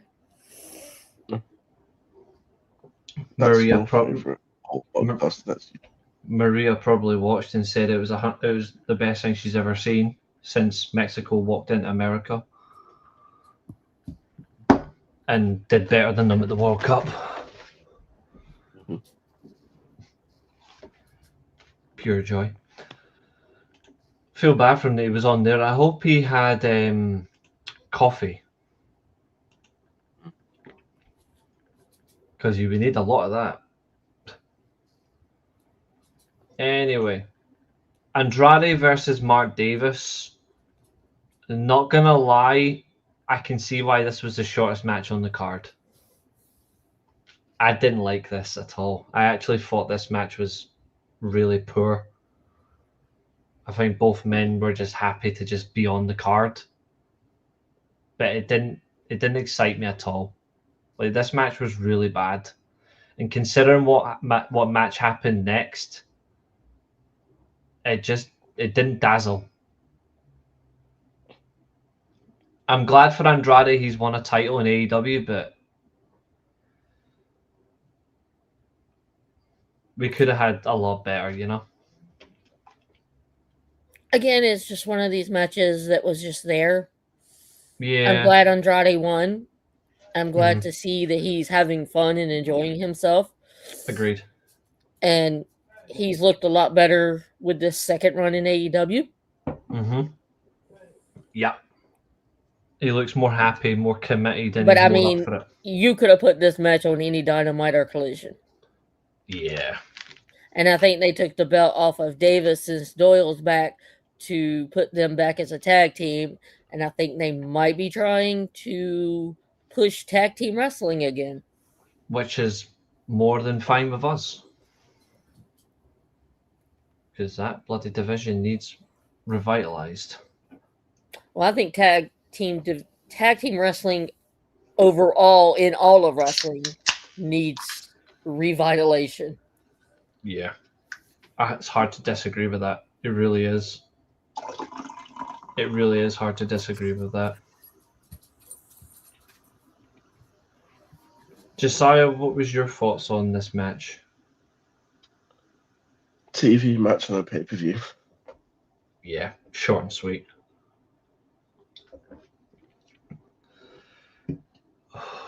Oh boy. Now we've got to get to... She has a new name, according to Katherine, and I think it's a rather fair one. The best wrestler in the world, who has earned the right to go into their biggest show as world champion, loses to somebody who respectfully has earned it, but right now doesn't deserve it. Tony Khan, you fucking imbecile. The money match is not Willow Nightingale versus Mercedes Moné. Whoa, that's not her name. Say her full name. I'm about to.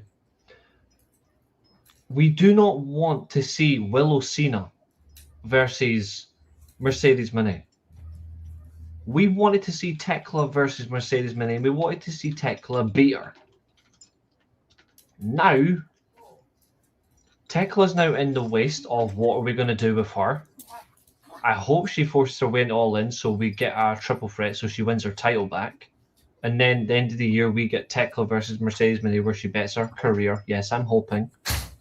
But no, we are stuck with Willow Cena in a title match after a very underwhelming match itself. 17 minutes, 10 seconds.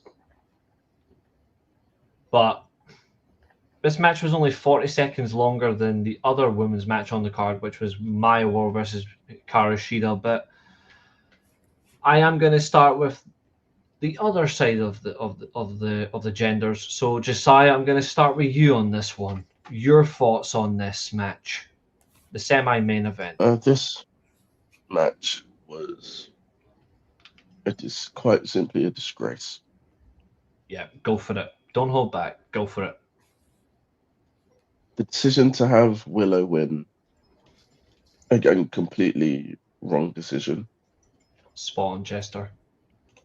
I'm just going to keep this up for The a while while you keep talking. The match itself wasn't particularly great either from an in-ring perspective. No chemistry. No. The interference spots were more of an insult than anything else to me. Spot on, James. It is a big mistake. And then to top it all off, the fools that came out post-match to celebrate like they'd achieved anything.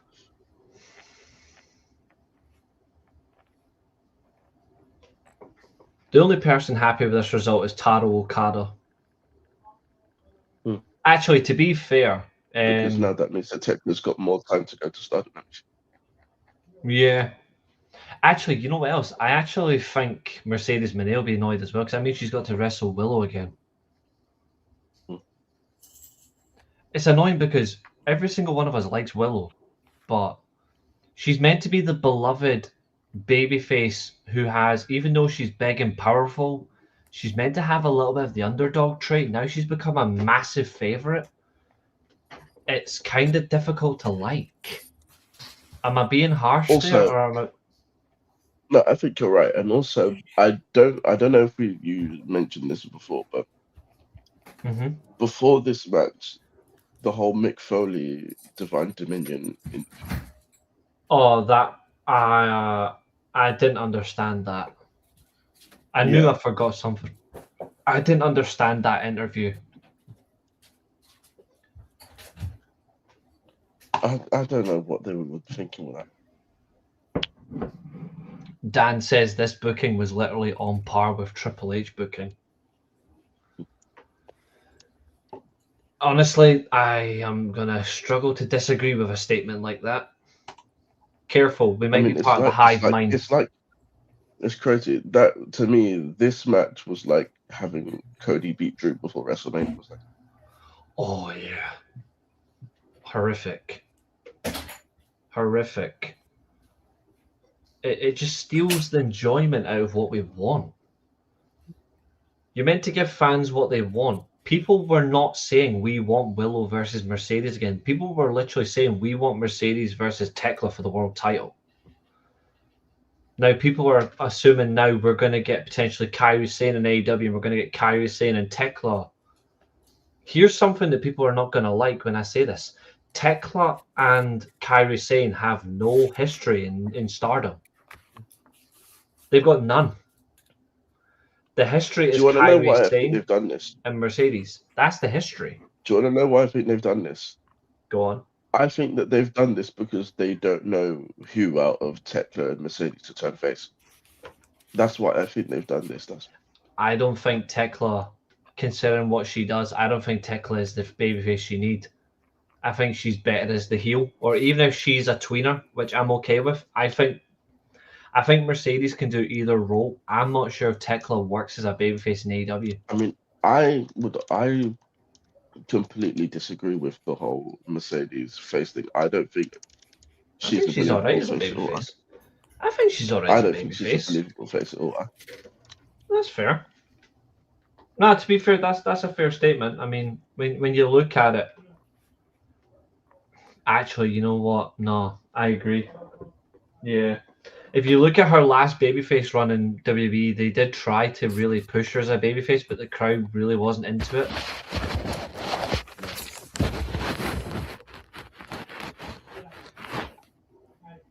I think the only time when people enjoyed her as a babyface was when she was telling Charlotte Flair she was a one-night stand, which is also true. Yeah.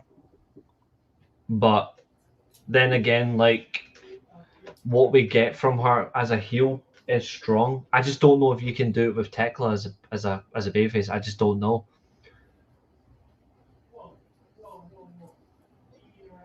It's just annoying because that's my feelings on why they've given Willow the belt. That's a fair shout. It is fair, and I like it. Thank you, sir. Katherine, what's your thoughts on this one? I know obviously she is Willow Cena to you now. You are still a fan of Willow, but you are as well getting pissed off by her booking. What was your thoughts on this match? Okay, so let's start with Why wouldn't you have Tekla retain and go into All In as champion since she is European? And she's had, I forgot, this is another thing that's really important as well. I forgot to mention this, sorry. Tekla consistently has one of the highest rated segments on Dynamite and Collision when she's on. Willow does not. I forgot to mention that, sorry. Carry on, Catherine. The protection of Willow is now why she's Willow Cena. And is she injured or not injured? I think really has pushed the narrative of going to her being a Willow Cena. Mm-hmm. I mean, Tony Khan, if you're that afraid of her getting pinned and dropping a TBS title that you would fake an injury, ask Seth Rollins how faking an injury works. Because he faked his injury, then Karma said, "Fuck you, bitch, I'm going to injure you." So what are the chances between now and All In, Willow doesn't actually physically get hurt? What, you think she faked it? Oh, I'm 100% think she faked it. Did you listen to because he didn't want her to take a loss to lose the TBS title. Which, if that's the case, then do a three-way. She didn't have to be pinned. Did you listen to the media thing at the end of the show? No. She said that she sprained her AC joint and that she wanted to do the Double or Nothing match, but the doctors wouldn't let her because she couldn't move her arm. Have you seen? She's also come and said she's dealing with depression. Okay, depression, that's fine. Yeah, and she said that. It stemmed from the whole injury situation because it was the match would have been in her hometown. She had her family there, and the fact that she couldn't compete in front of them, and she had to vacate the title and all that stuff. So this is where I'm going to point out something really important, and this is something that I think really has to be asked of from a Tony Khan perspective. No doubt she would have said to someone in some stages she is suffering from this. You now put the world... Yeah. She's now said this publicly. She's now your women's world champion. What do you think happens if she drops the belt at All In? I have a feeling I know exactly what happens. I'm going to go with massive issues, cries, media goes nuts on her. Right or wrong? What do you think? Probably, yeah. Especially when you say suffering from depression, what's the one thing you don't do if you're suffering? Cry. Put yourself in the big public limelight where it can really hurt you. Especially if you're suffering from depression, all that emotional, that is a lot of energy. She makes one mistake in a match with her mental state, she's fucked. Yep, 35 days exactly, same time frame as Willow dropping the title, the TBS title, Mercedes. Because there's no way she's beating Mercedes. There is no way. And if she does, you're going to piss off even more people. Actually, that's a point, actually. If she does beat Mercedes, there's going to be a lot of outrage. Oh, I don't think Tony Khan survives that. I really don't.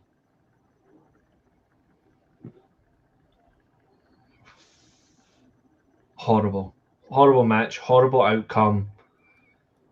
You end a title reign that was actually still worth investing in. A title reign that was actually fun because it was going international as well. Taking the belt to Stardom, having fun with that as well, getting the limelight. You bring Starlight Kid over to have a match with Starlight Kid at Forbidden Door. You get excitement there, and then all of a sudden you drop the belt to Willow Nightingale. I'm sorry, but it's pathetic.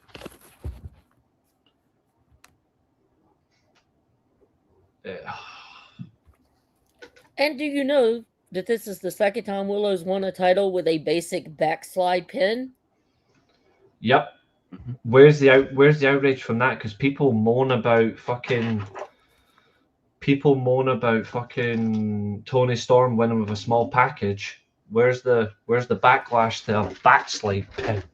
Well, speaking of outrage, I mean, Sami Zayn won the WWE title with a victory loss. I know, and even that was depressing. But speaking of outrage, where is the outrage about her shoving the world title into the backpack? Yet when Moxley kept the world title in a briefcase, everybody was bitching. Mm-hmm. I mean, she's a part of the conglomeration. That's the thing. Yeah, goofy witch. And Mercedes, I'm 95% sure that Mercedes is going to take this title off of her. So basically, you're saying she's nothing but a transitional champion. Mm-hmm. Hey, Mick Foley was a transitional champion. That didn't turn out too bad for him. Yeah, we liked that though, except when he lost it to Triple Beak.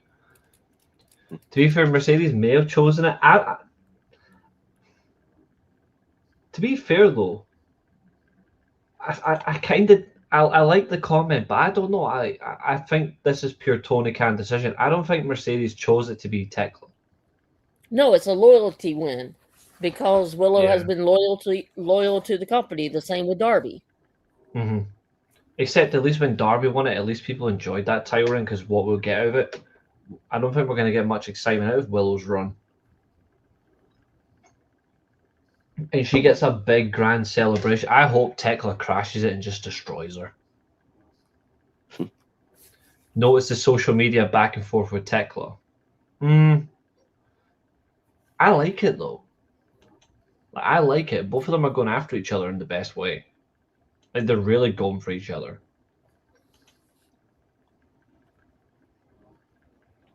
MJF as well, truly. Yeah. That's a fair point.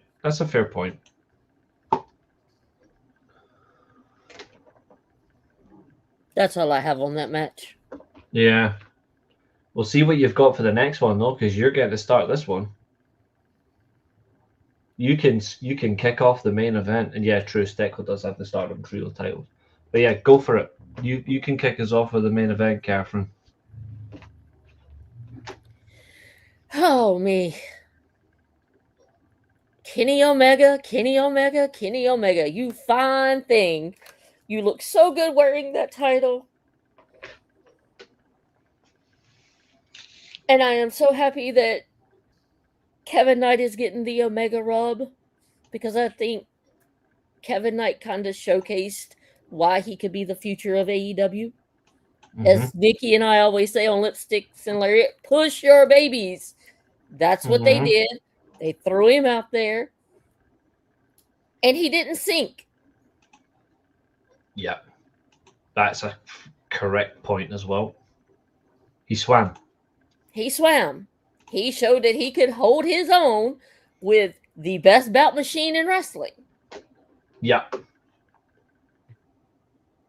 Right outcome. Because, we all know the big match at Wembley. Yeah. So, I hate to say this, but I do think this is probably Kenny's last time at the title because I do see his career coming to an end. Either the end of this year or sometime next year. I don't really know how much longer he's going to continue to do this, and I think he has been prepping us for his future retirement. Yep. Which, when that happens, I will wear black on Lipsticks and Lariats because I will be in mourning. Just wait till me and Josiah get there before you. The ending of the match with Ospreay, Death Riders. I'm kind of tired of the bag thing. Can we drop the bag thing, Mox? Yeah. One time was fine. It's not 2024 anymore. Yeah. Yeah. One time is fine. At least it wasn't skewers. Oh, God. I know everybody's wanting Will Ospreay to turn heel after Wembley.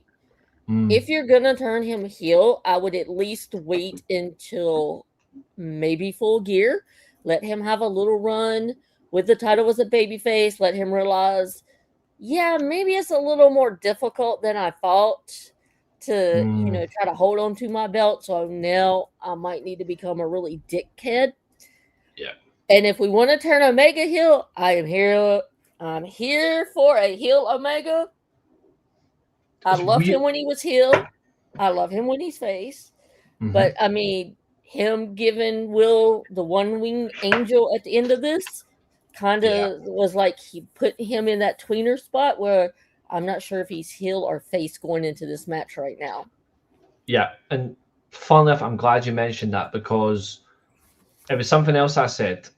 It's something else that I said about when I was on the show on Friday. Is what I said at the start of the year. Either I wanted, regardless, Ospreay versus Omega at All In. That was one thing I said. I said I wouldn't mind if it was Will heel or Omega heel, and I thought it was going to be Will turning heel.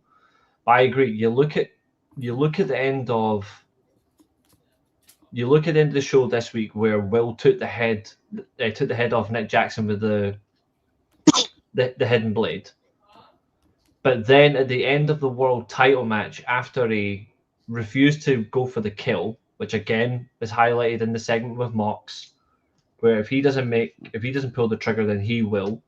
Kind of a crazy foreshadow, but not the foreshadow we expect, because maybe the foreshadow was actually Omega pulled the trigger. But what you said there, Katherine, is Omega heel or is he just a tweener? I agree. Like, is he or isn't he? I actually think Omega's still a babyface. It's just the fact is, you attack one of my friends, I am gonna fucking hurt you. And that's what I feel like. I don't think Omega's turned heel. But if it's going to build to one of them turning heel, I think it has to be Will. And the reason why I think you can't turn Kenny heel is I'm going to use the same words I say for Randy Orton. You can't turn Randy Orton heel in 2026 because he is a veteran at the last legs of his career and nobody wants to boo the veteran on the way out. It's why you can't turn Chris Jericho heel, even though he's a great heel. Nobody wants to boo the veteran on the way out. You can't turn Omega heel, even though he's brilliant, because he's on the way out. It doesn't work. So I think it has to be Ospreay, but just maybe it's a little bit later after Full Gear. But this is Omega telling you, if you think it's going to be easy to take my title, I will drop you on your head.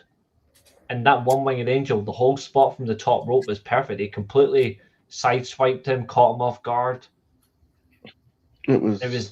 I don't know if you noticed it, but it was a callback to when he did it to AJ. Yep, the exact same. It was completely threw him off guard. It was excellent. And a couple of comments here which I think are really I will also say before we get into these comments, I will also say that I don't think that Kenny has turned heel, because if you paid attention to the ending of that, he actually called the doctor in to check on Will afterwards. Yeah, which isn't something a heel does. Yeah, I think he was just simply reminding him that I'm the world champion. If you think you're going to take the belt from me, you're in for a fight. And that match is going to go a long distance at All In, and I'm looking forward to the watch along. So we've got some. That's why I said I think right now he's in that in between spot. I think we will find out. Depending on who he's fighting, will depend on whether he wants to do heelish tactics or face tactics. Yeah, the weeks to come, we still have a month to All In. So the weeks to come is really important. So let's get through these comments here. So hot take, I would have just preferred Kenny versus Mox for the Continental and MJF versus Will for the world title. But Dave Meltzer plus Will probably begged for this. To be fair, we all wanted this, I think, realistically. I didn't want MJF versus Will again for the world title. I feel like we've already done it All In for one title. I feel like you're doing it again for the world title. I don't know. I'm not sure if I would have wanted it. United Empire stuff totally dropped what happened? Not necessarily. I'm going to let my guy answer this one. Yeah, I'm out of the loop on this. What's going on, Josiah? Wow. It seems, well, there are people that have been not very trusting of Will Ospreay in the Death Riders situation. big man Callum Newman. Yeah. However, Henare seems to have caught on to what was happening here, and once the turn happened, he actually made a tweet saying that he told us all. He did. So I'm assuming that he basically knew that Ospreay wasn't a serious Death Riders member. Yeah. And I think that now that the United Empire have seen this, now they're gonna maybe rethink. Well, maybe Callum will rethink his stance on how he's been feeling about the situation. Which can also go against him. Yes. Which is what we've been saying for a long time. And this here's a true comment. This is like the good thing about the Henare one as well is Henare is the one you have to be careful about when eventually it comes down to Callum versus Will. Because that's going to happen. They two will eventually go off. It's Henare you've got to watch out for. But I like this here. They're doing this comment here is true. They're doing the cheesy who's the actual bad guy here thing, and I don't think that's well done. Kenny mocked Will all seem like assholes. It's true. That is true. Young Bucks are the only characters that make sense here. They say Death Riders are assholes. They say it true. They say it true. Objectively, they will go into that both as babyfaces. They will, and it's when they both go in as babyfaces, it's the outcome that'll determine who's the heel. Because Omega's going to get boos, but here's the thing: Will Ospreay will get some boos as well at Wembley. I don't think anyone's preparing for the fact that he will get because it's Omega. Omega's loved in the UK as well. Both of them will get boos. I think nobody's thinking about that. I agree. If one was to turn heel, Ospreay makes more sense. We'll see what these upcoming weeks bring. Yep. No United Empire member has appeared on AEW since that one angle. Ospreay still never six-man tag champions. Callum hasn't been mentioned on AEW. I'm certain they dropped altogether. Well, we will find out. When you say that the G1 ends on the 16th, and at that point, there's still 2 weeks before all in this. Mm-hmm. Yep. Not to mention Rev Pro as well has a lot to bring as well because they're both at Rev Pro as well. I understand G1's but they should have been on Forbidden Door in some form. Yeah. Forbidden Door should be after. Well, Callum Newman was meant to be, but he got injured there, so yeah, they wouldn't let him go. Yeah. So they had to change that. Oh, we're 100% getting this at Wrestle Kingdom, which we consistently have said that we. You know what? I actually think that there could be a change in that dynamic now. Because I did mention that with the whole Ospreay proving that he's not a Death Riders thing, they could just go on a tear and win World Tag League and do something that.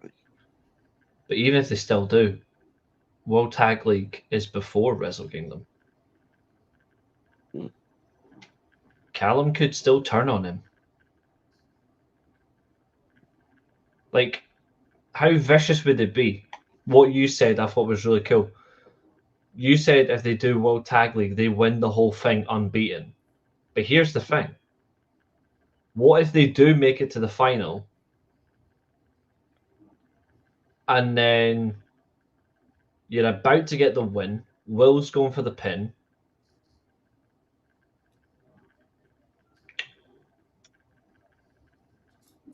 kiss the crown.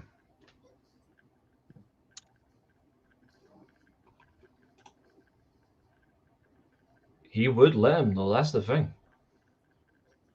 We don't think it's going to happen. We just think it would be interesting. I don't think anyone can die. It would be interesting. But we'll see what happens. Yeah. We don't know how much of a limit, though. Like, we actually don't know what his New Japan schedule is. But that's actually something that's never really been confirmed. What is his actual schedule? For how many days he will go there, but... I mean, you said that. To be fair, I feel like Ospreay's kind of reached the... I wouldn't like say like the Moxley type thing where he's able to just do whatever, but I feel like with him, we're almost reaching that stage where if Ospreay wants to go and do something, he'd just be allowed to do it. He's got like that, not creative control, but he's got that trust from Tony Khan. Yeah. However, we haven't heard your takes on this main event, my friend. Your thoughts on Omega versus Kevin Knight? I thought that it was interesting. It was a good showing from Kevin Knight, but I also feel like it was quite telling in the way that the match was done. Mm-hmm. So it was almost like Kenny was showing Kevin that he's not ready for this fight, that he's not ready for the world title scene yet. Mm-hmm. Because there were periods in this match where Kenny was just bullying him in this match. It reminded me of Fletcher versus. It reminded me of Fletcher versus Hangman. Yeah. And there were just periods in the match where Kevin was getting no offense in. Mm-hmm.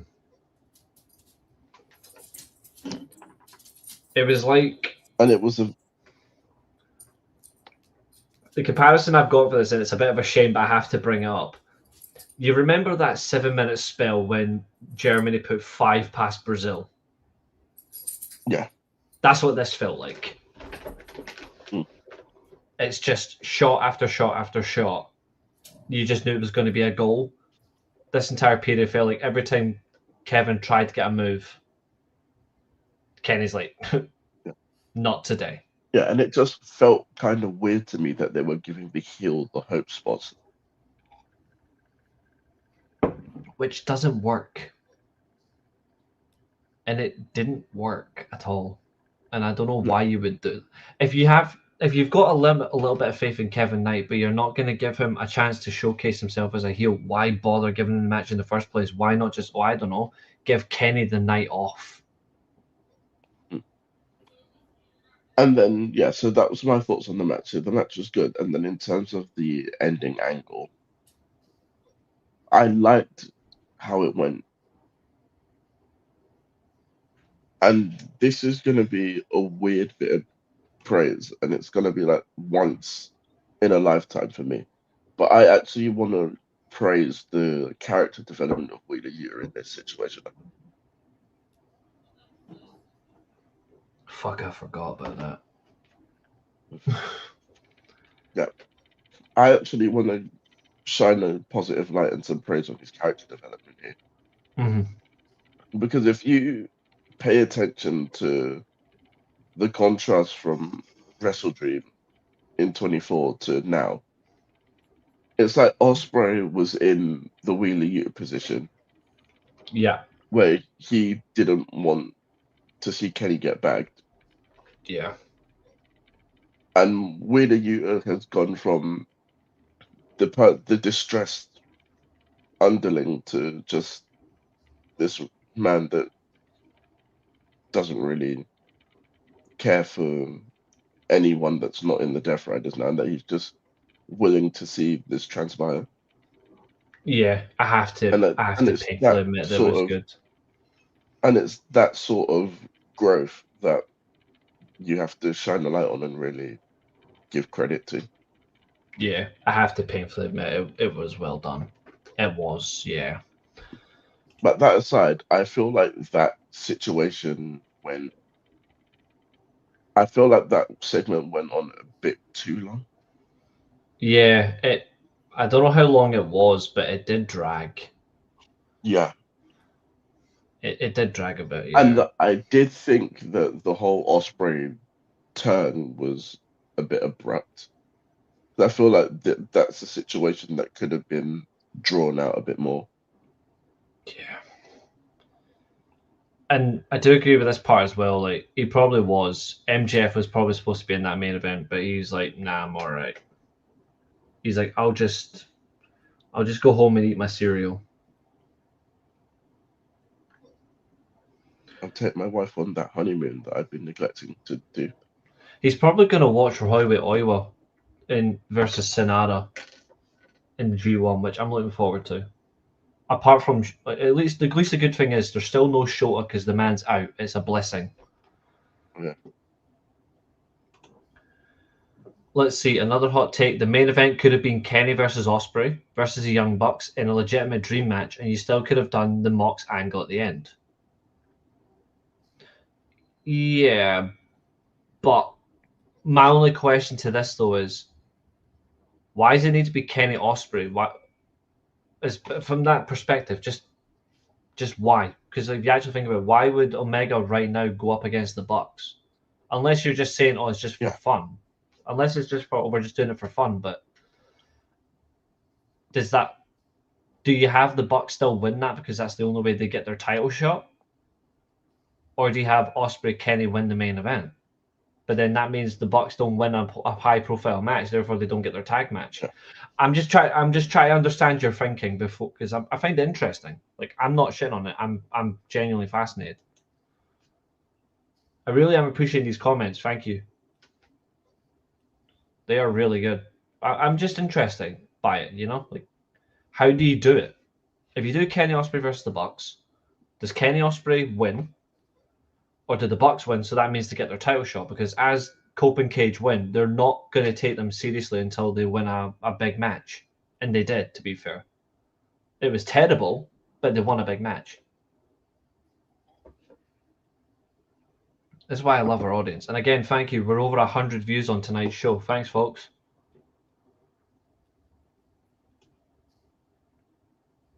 That's what we like about our audience, dude. Our audience is just, and our community are always top notch. Because they say it true and we say it true. And of course, you can't go wrong with being a New Japan mark. You can't, because New Japan's awesome. Bucks win in some form of fashion. Bucks Omega tension for trying to cozy up to Will during the weeks leading up. Okay. Fair. Loving the show tonight, lads. Thank you. Then it's resolved the Will taking the fall would be fine. Protects the champion, of course. He doesn't lose in the pay-per-view build-up to when he eventually gets his big one. Not a bad idea. Not a bad one at all. Okay. Gonna quickly bring back up one thing because it needs to be shown. Gonna quickly bring back up the thumbnail.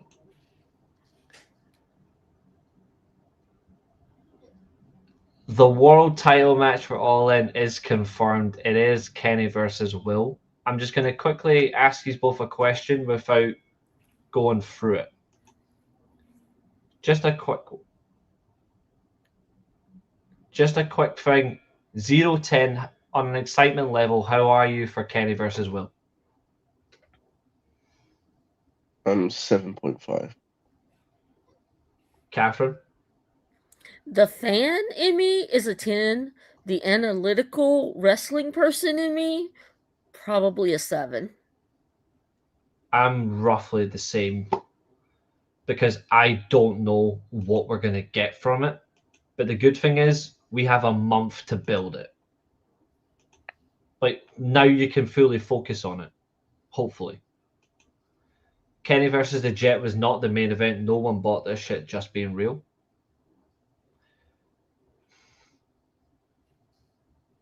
Yeah, I still think overall for him, though, it was still a good main event, but it could have been better.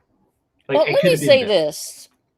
Everybody took the pay-per-view name literally. Like, every story had to have some type of redemption arc when it really didn't. It's just the name of a pay-per-view. Not everything needs to be taken so literal. And second, a lot of people are bitching because this pay-per-view doesn't have an MJF on it, or it's lacking other big stars.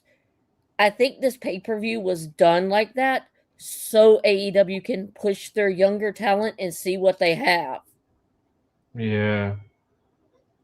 Let's see. Comment here says, me, 5 out of 10. Just don't think it's going to be that good if Will has ideas involved. Omega can structure this like a 25-30 minute class of 25-35 minutes. What do you both think on that?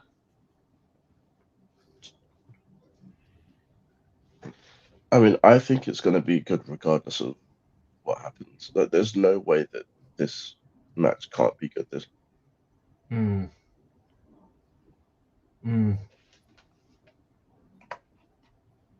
That's reasonable.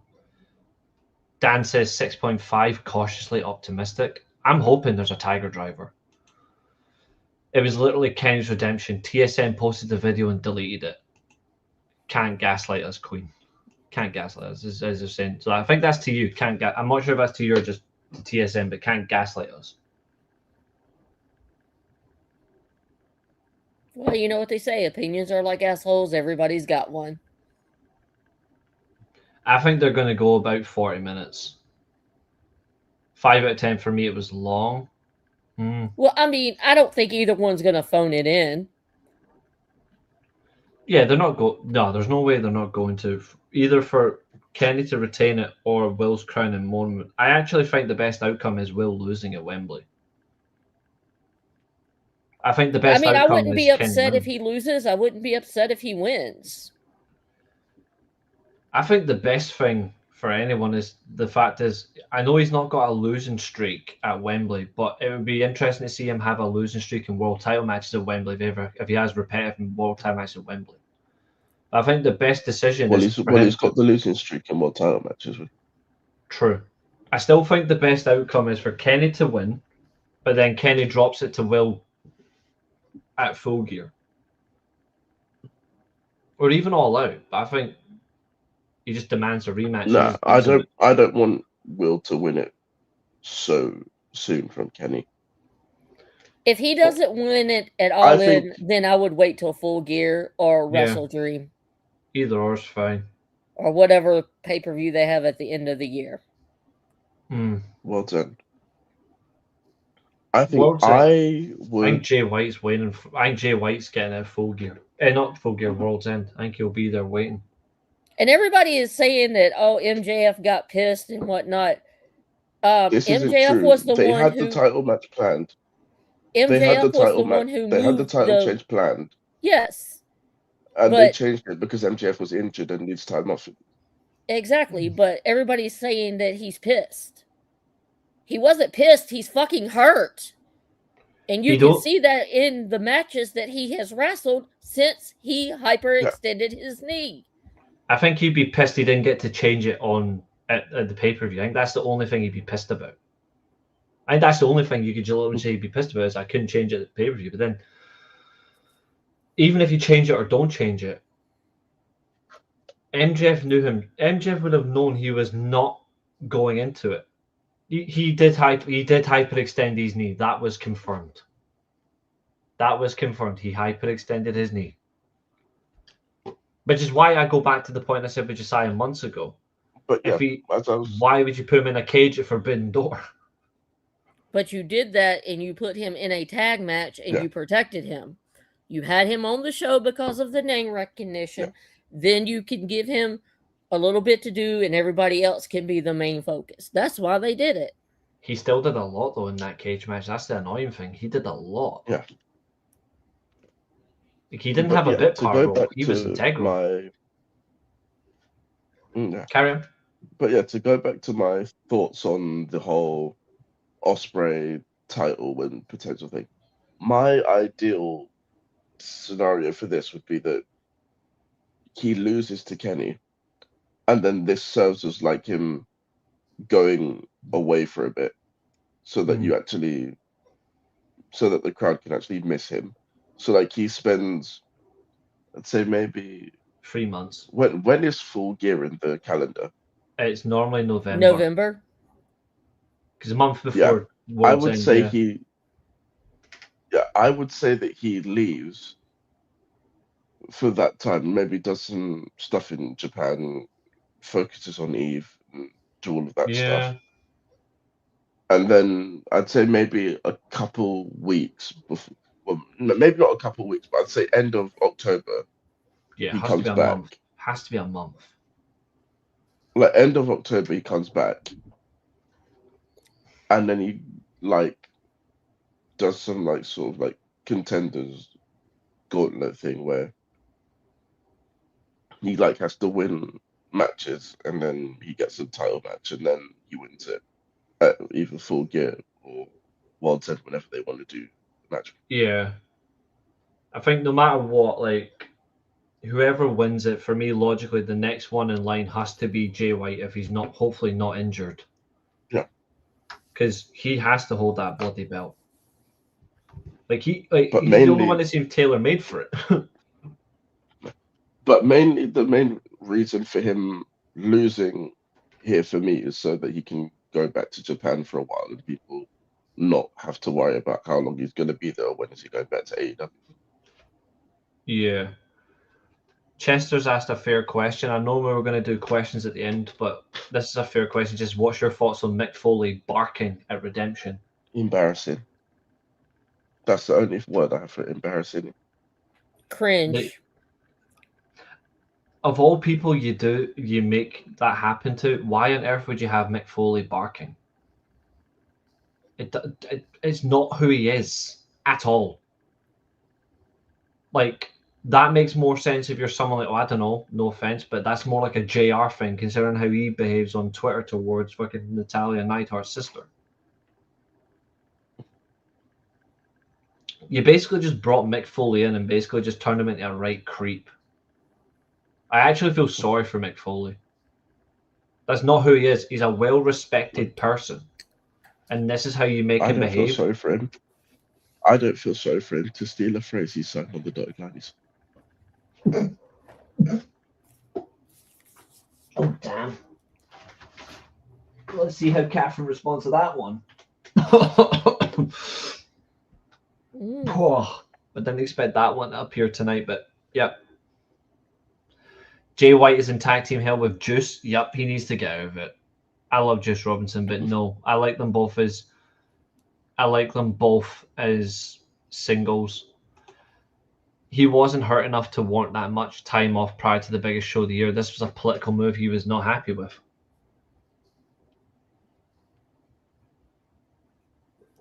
I mean, that is, to be fair, it is rightfully your views, dude. That is fair. And we like the fact you're still bringing it. November 14th is Full Gear. World's End will be right at the end. It'll be like December 28th or something. Actually, what is the last weekend in December? The 26th and the 27th. Okay. Fair enough. I wouldn't say it was forced. I think it's just the way you do it is just stupid. It was like when they brought in Ric Flair. I know they done it for Sting, but then they kept bringing them in, and it just did not feel right. You could have done so much more different stuff with Foley here. This was just... It was a 0 out of 10 segment, even though the Divine Dominion were in it. It was a 0 out of 10. Dreadful. Foley definitely thought it was funny and figured he'd do that as humours from 2000.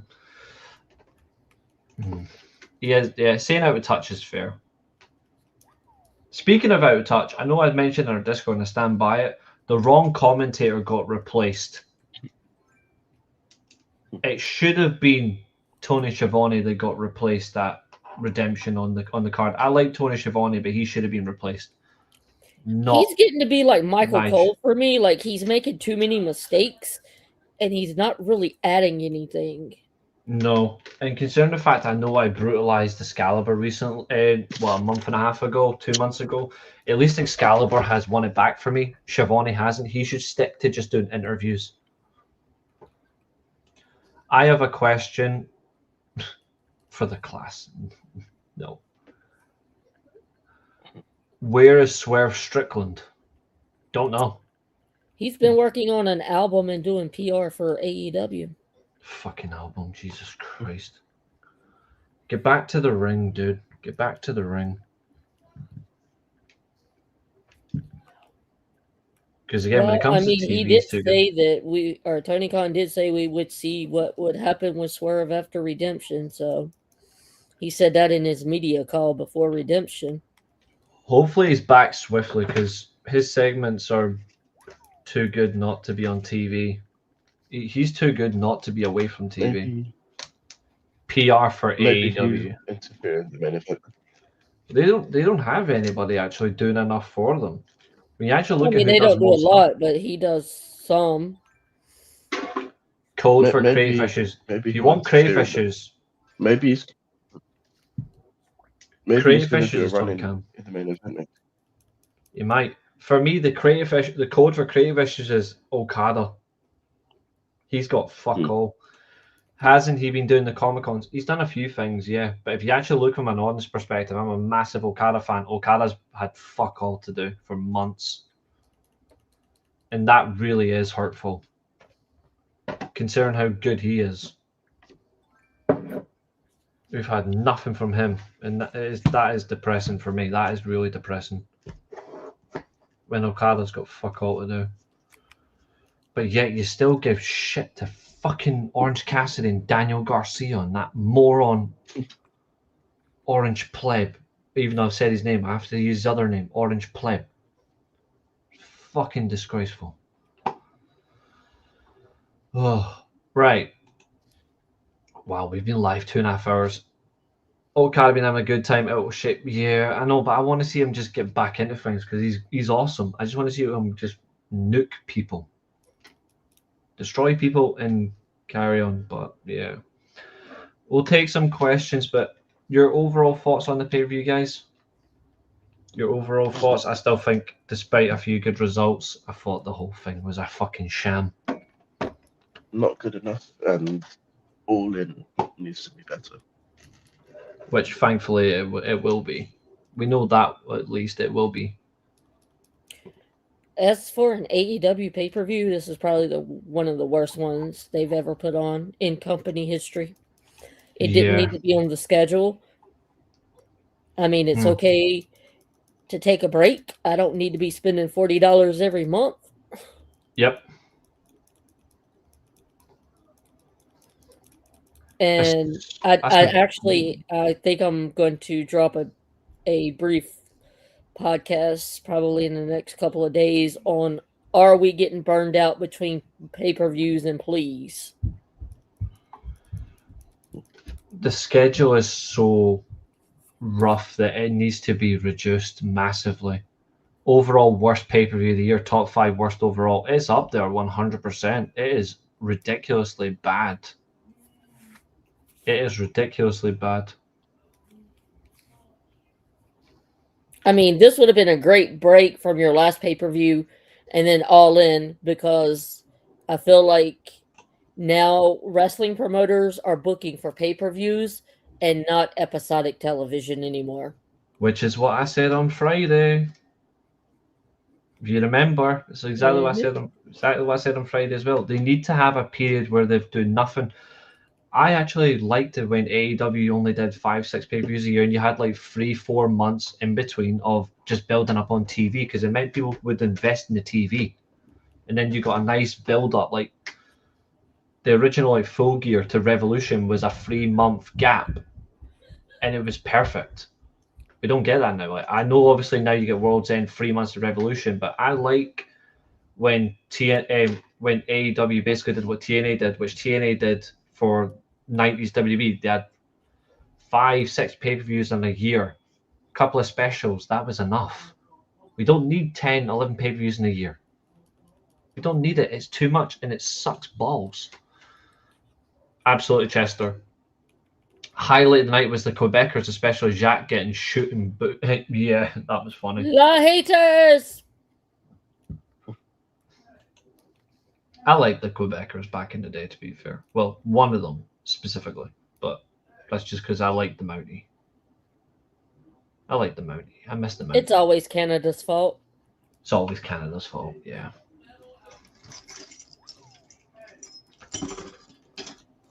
It's just Canadians. They're fun, but some of them, especially their crowds, are like listening to Death Row.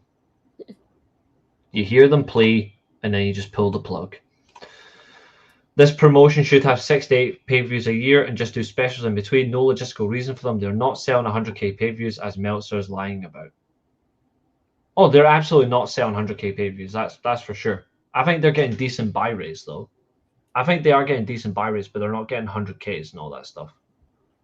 Maybe for the big ones, they might. I don't care. And it's not for me. Yeah, I don't pay attention to it either. It's not for me. I don't work for AEW in their accounting department, so what buys they get and stuff like that, I don't care. I don't know why fans get all worked up about that stuff. Yeah, I'm not pocky watching anybody. Mm-hmm. So I mean, all I care about is if they put on a good show and I'm entertained. Yeah, that's all that matters. If they're not doing it, then don't bother. The breaks would allow for the boys and girls to do more stuff in New Japan CML. Yeah, they would. It would also allow them to go and help out their sister product, Ring of Honor, which none of them are doing. That's another key point.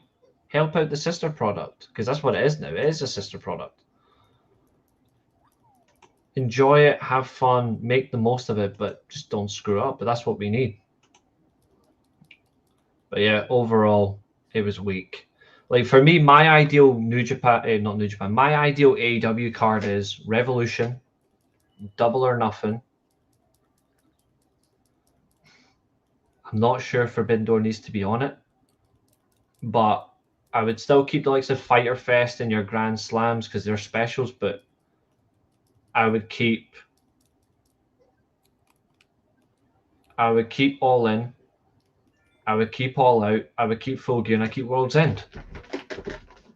That's it. That's the only pay-per-views I would genuinely keep. I don't think we need Forbidden Door anymore, if I'm being honest with you. What is Ring of Honor? I still watch it, but it basically is a YouTube show now. But I like it. It's more fun for me than TNA right now. That's just a death sentence. Although what isn't a death sentence is next weekend when I will be watching. Next weekend is Shane Haste versus Tetsuya Naito for the GHC title. And you've got Marufuji. Did I just see you say TNT title? Did I just? No, I said GHC. Okay. And then you've got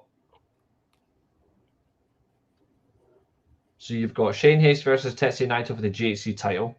And then you've got Marufuji versus Keno for the title as well, which is going to be fun.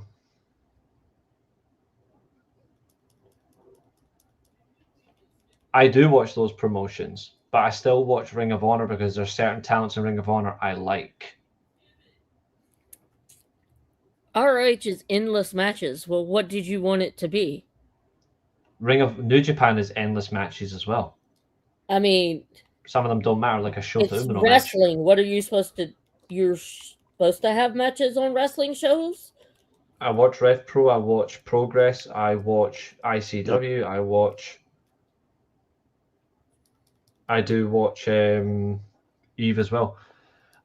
I think it is the end for Shane Haste because I think they're, as I said at the start of the year, I think it was either going to be one or the other. It was going to be Naito wins the N1, then he challenges Osaka for the title. Sorry, Ozawa for the title, and Osaka either way.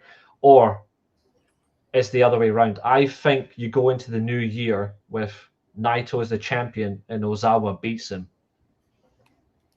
Which I bloody hope so anyway, because he needs his belt back.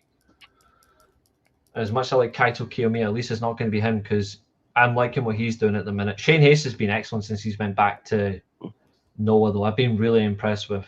He's actually in the running for, in my opinion, for top 5 talents of the year. Not my number 1, but he's in my top 5. I've been really impressed with him. But yeah, it's great. I'm looking forward to next weekend. It's going to be great. And MLW has actually been enjoyable recently. I really enjoyed MLW.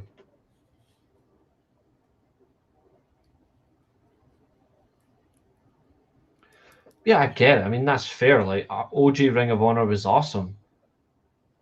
I'm looking forward to Death Before Dishonor. I'm looking for what they build up of it. Yeah, Bandito. We are hoping Athena does eventually get to the just AEW television and stays there. Maybe she doesn't, as Katherine always says. Maybe she doesn't want to go there. Bandito eventually, I think, has to drop that title. Again, I don't know who to.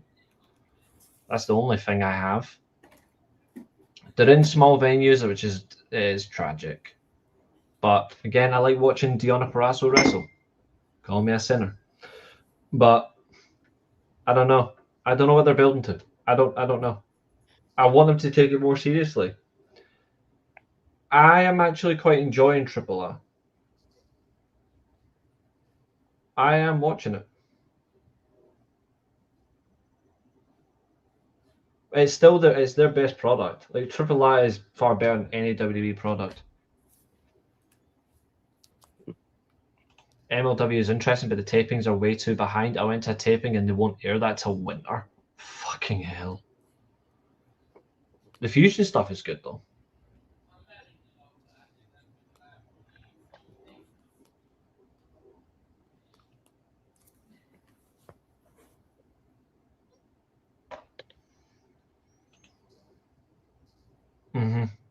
Not anymore though. It has gone downhill. I don't like some of the title belts. I like the old, I like the Ring of Honor title belt before they bought over it. Like I like the one that Bandito held previously. I thought that was sick. I don't like the current one. It looks too much like a toy. I'll be honest about that. But anything else? We'll probably go another 5 minutes. Oh, she's awesome. She is awesome, Saya Kamatani. We like her on this channel. Bye. 5 more minutes. Drop some questions, guys, or if you guys have got anything else you want to add. Because I am close to beat, if I'm being honest.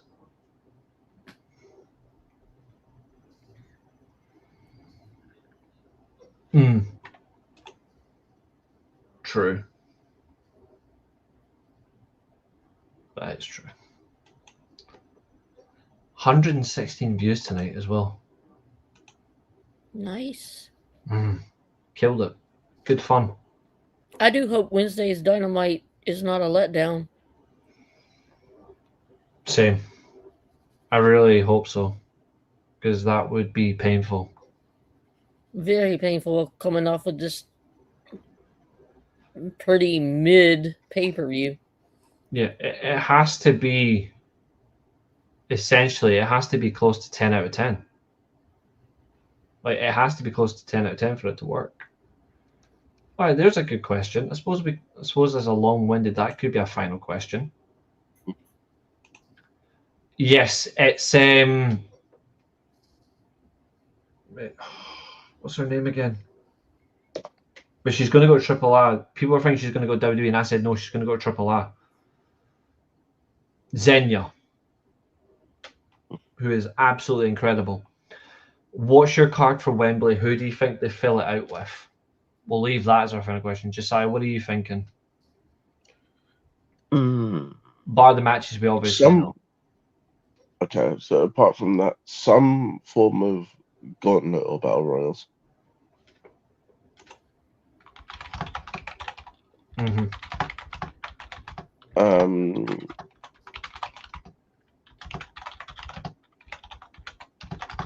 David Finlay versus Jay White. Yep. So that so far takes the Darby versus Kevin Knight. Since it's going to be Speedball. I'll tentatively put that there because knowing Tony Khan, he'll probably do that next week. I suppose, yeah. So far that takes you to 6 matches. I am hoping that the card as it is right now, it's Kenny versus Will and the Bucks versus Copeland and Cage for the tag titles. That's all it is right now, I believe. And Mercedes. And Mercedes Willow, yeah, which wrong match. So I've added Battle Royal, Jay versus David, Kevin Knight versus Darby Allin, so that's 6. And it's going to be at least 14. MJF will have a match, but I couldn't tell you who against, so I'll put him. Hangman, probably. I'm sorry, I wasn't going to say it, but I'd rather have MJF and give me MJF versus Swerve. They still have to conclude that though between Hangman and MJF though. They still have to conclude it. We don't need Hangman on this.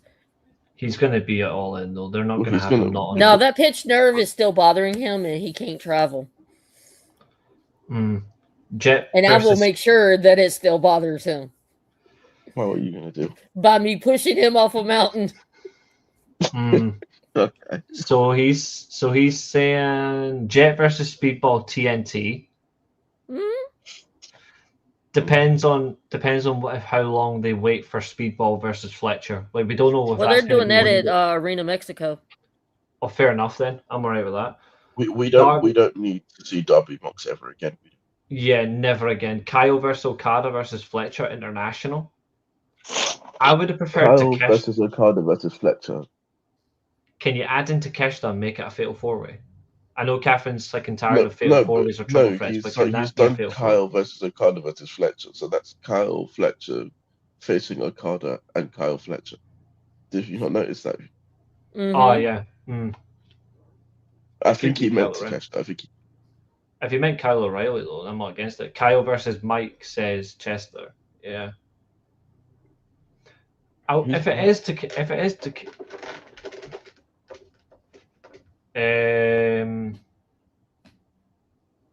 yeah. Oh, Mike Bailey. Oh yeah.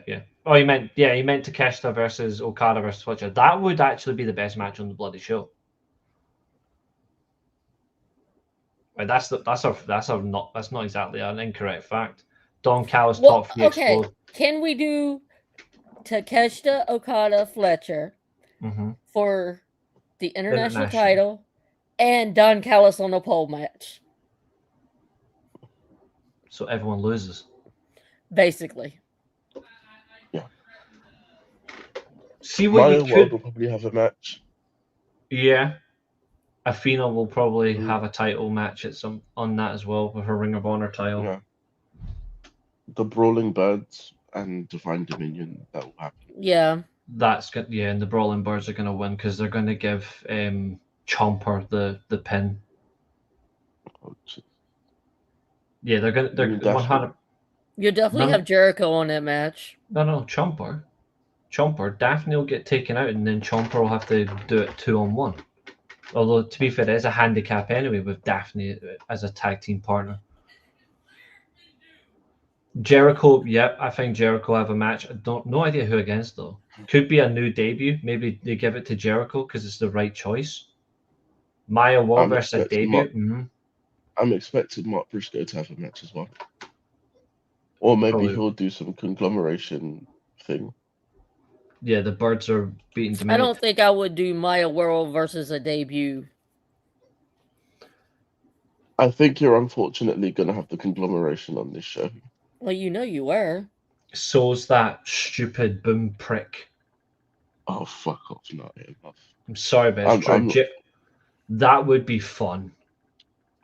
Jericho versus Strickland. 2 top stars on their biggest show. Jericho saying he's dangerous. Strickland hardcore. Yeah. To be fair, I actually wouldn't mind Jericho as the Painmaker versus Swerve Strickland. I wouldn't mind it. So Swerve's losing? Yeah, of course. I think Maya World drops the TBS to Tekla. Why would you drop Tekla down to a mid-card title now? That would be horrible, though. The worst thing is, though, I could see. Can see it happening. I can see Tony Storm returning. I can see Tony Storm returning at this show. Going after Tekla? Maybe. No, it's like a shock TBS challenger. You think Tony Storm comes back for the TBS title? Potentially. Because in terms of the world title, she's done everything that she needs to do with that belt. I've said it before. I do not want to see Tony Storm challenging or winning that world title at least for another 2 years. Ain't she the only one that's won it 4 times? Yes, I would say especially not as timeless Tony Storm. If she's ever going to win the belt again, she needs to just do it as herself, without any extra ordinary gimmicks. Well, to be fair, he's saying TBS not a mid-card title. I mean, it is kind of a mid-card title because Jade Cargill had it. And she is mid. Why would Tony return for that? How's she going to climb a ladder this weekend?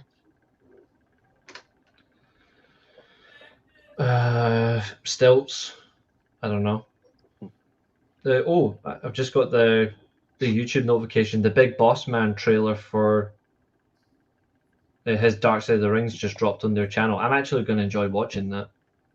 Oh yeah, that is tonight, isn't it?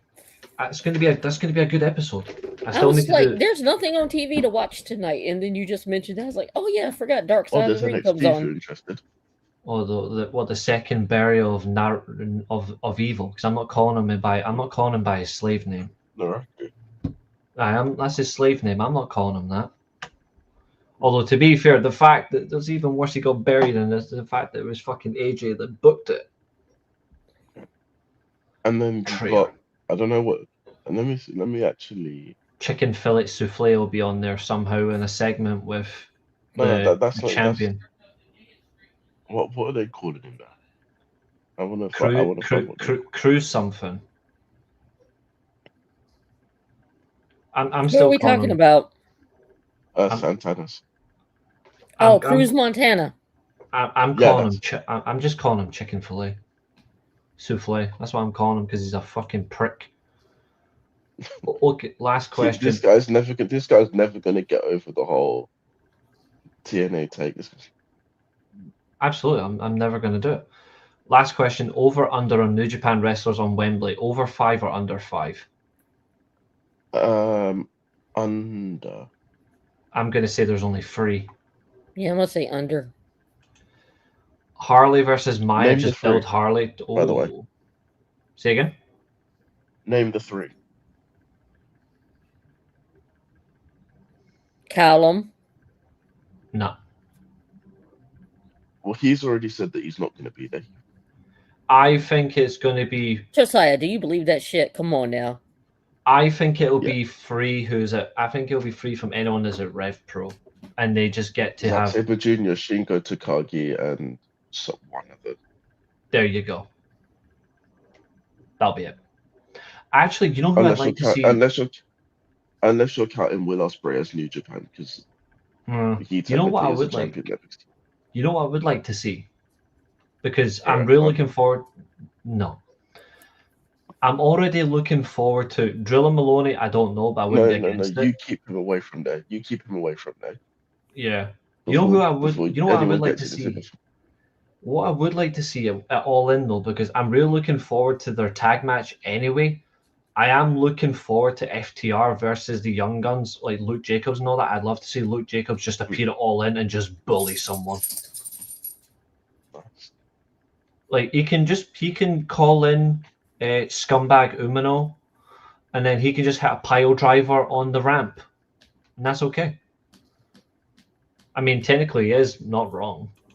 Yeah, he is listed. So is Takeshita. Takeshita's also New Japan and DDT. But no, I wouldn't be upset if Drilla Maloney wants to show up. Anytime I can see Drilla, I'm okay with that. Keep him away from there before someone gets in his ear. Gabe Kidd, I wonder if he'll be at All In.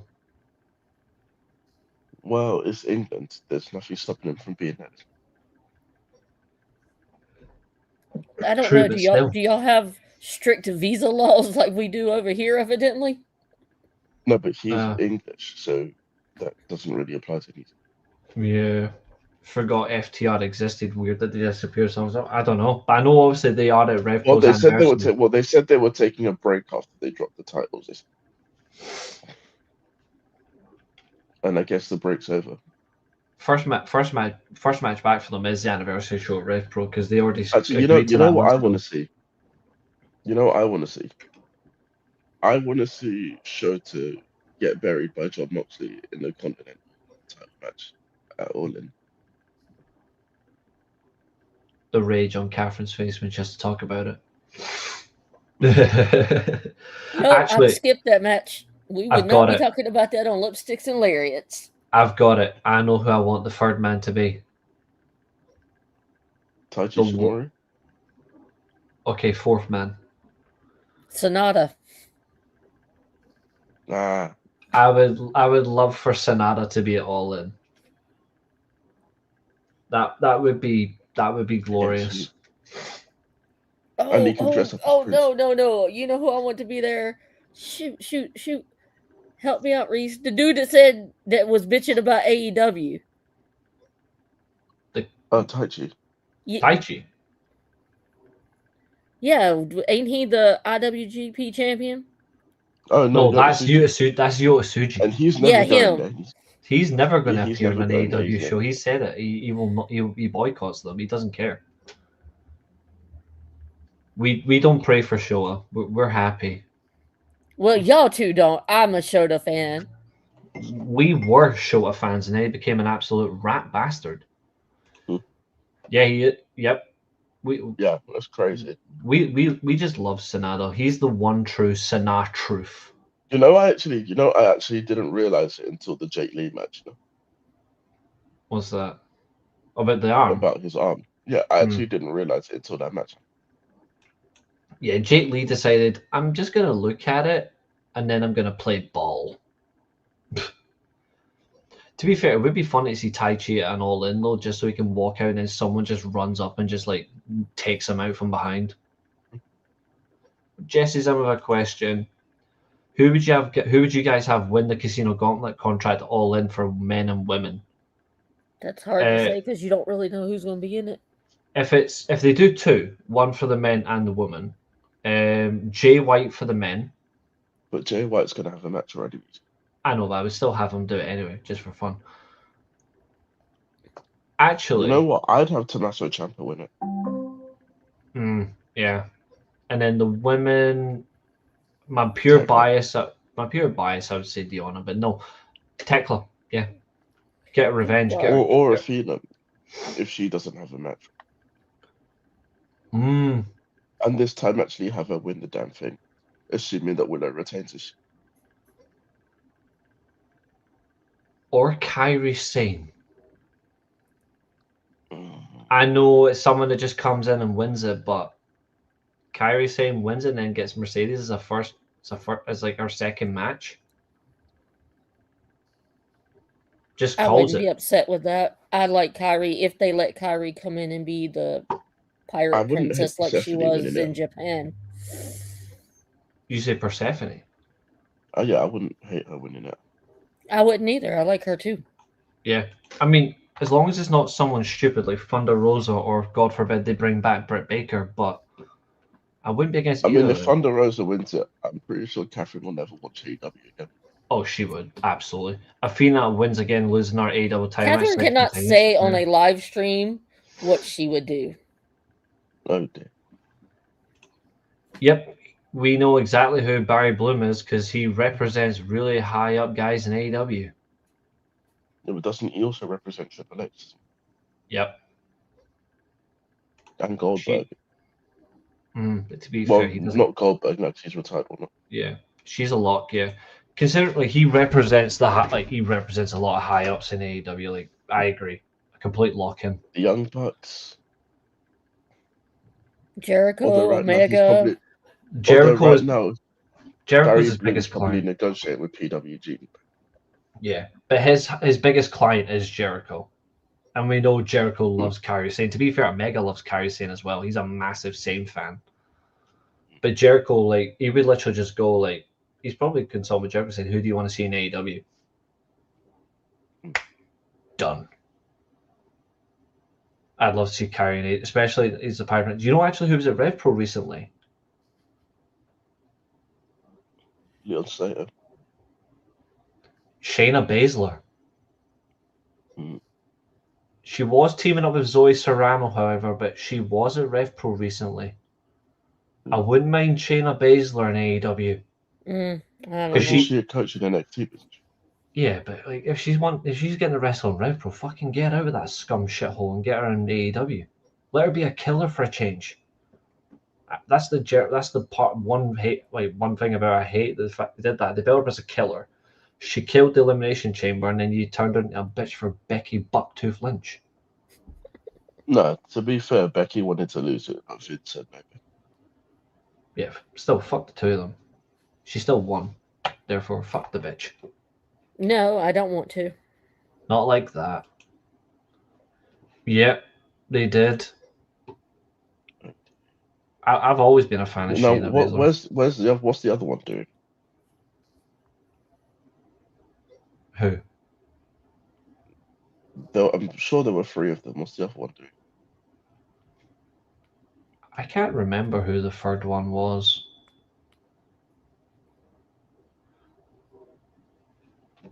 what was it? It was Pure Fusion Collective. Pure Fusion Collective, yeah. I can't remember who the third member was. That's actually quite bad that I can't remember. Normally I do remember things, but never mind. Why did I have to go back and look? Oh, no. Daria Ray. Yeah, Oh, Daria Ray. Or Shayna Baszler's worst enemy, God's sake. Sonya Deville. I can't believe I forgot. I can't believe I forgot about her. Sake. She is. To be fair, she's just as boring in TNA as she is in WWE. That promotion's dead to me anyway. Speaking of TNA, isn't that Jeff Hardy match on Thursdays? It is. I might watch it just for that match. Skip the whole show. Just watch the main event. Yeah, that's what I mean. I'm not watching the show. Just watch that match. Just let the rest of it burn through. Well, if I see Mr. Ferrari, I'll pay attention to him more. Yeah.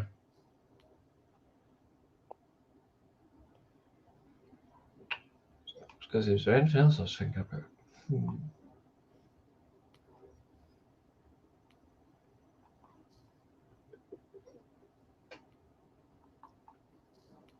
Is there anything else?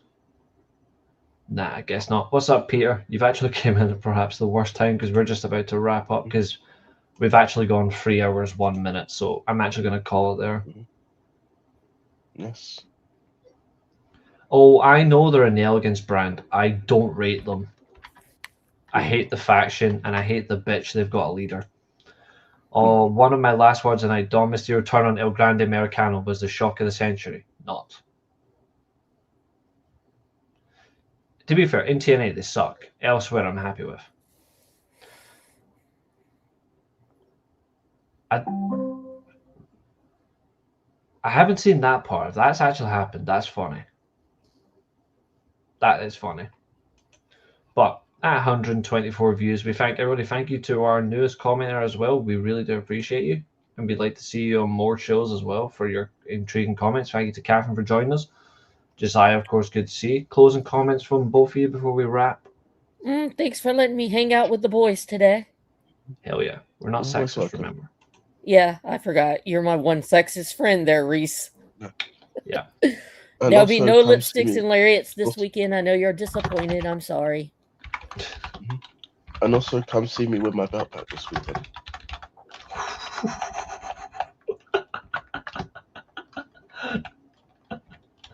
Just remember, Katherine will be there for that. I have a few tricks up my sleeve for this weekend.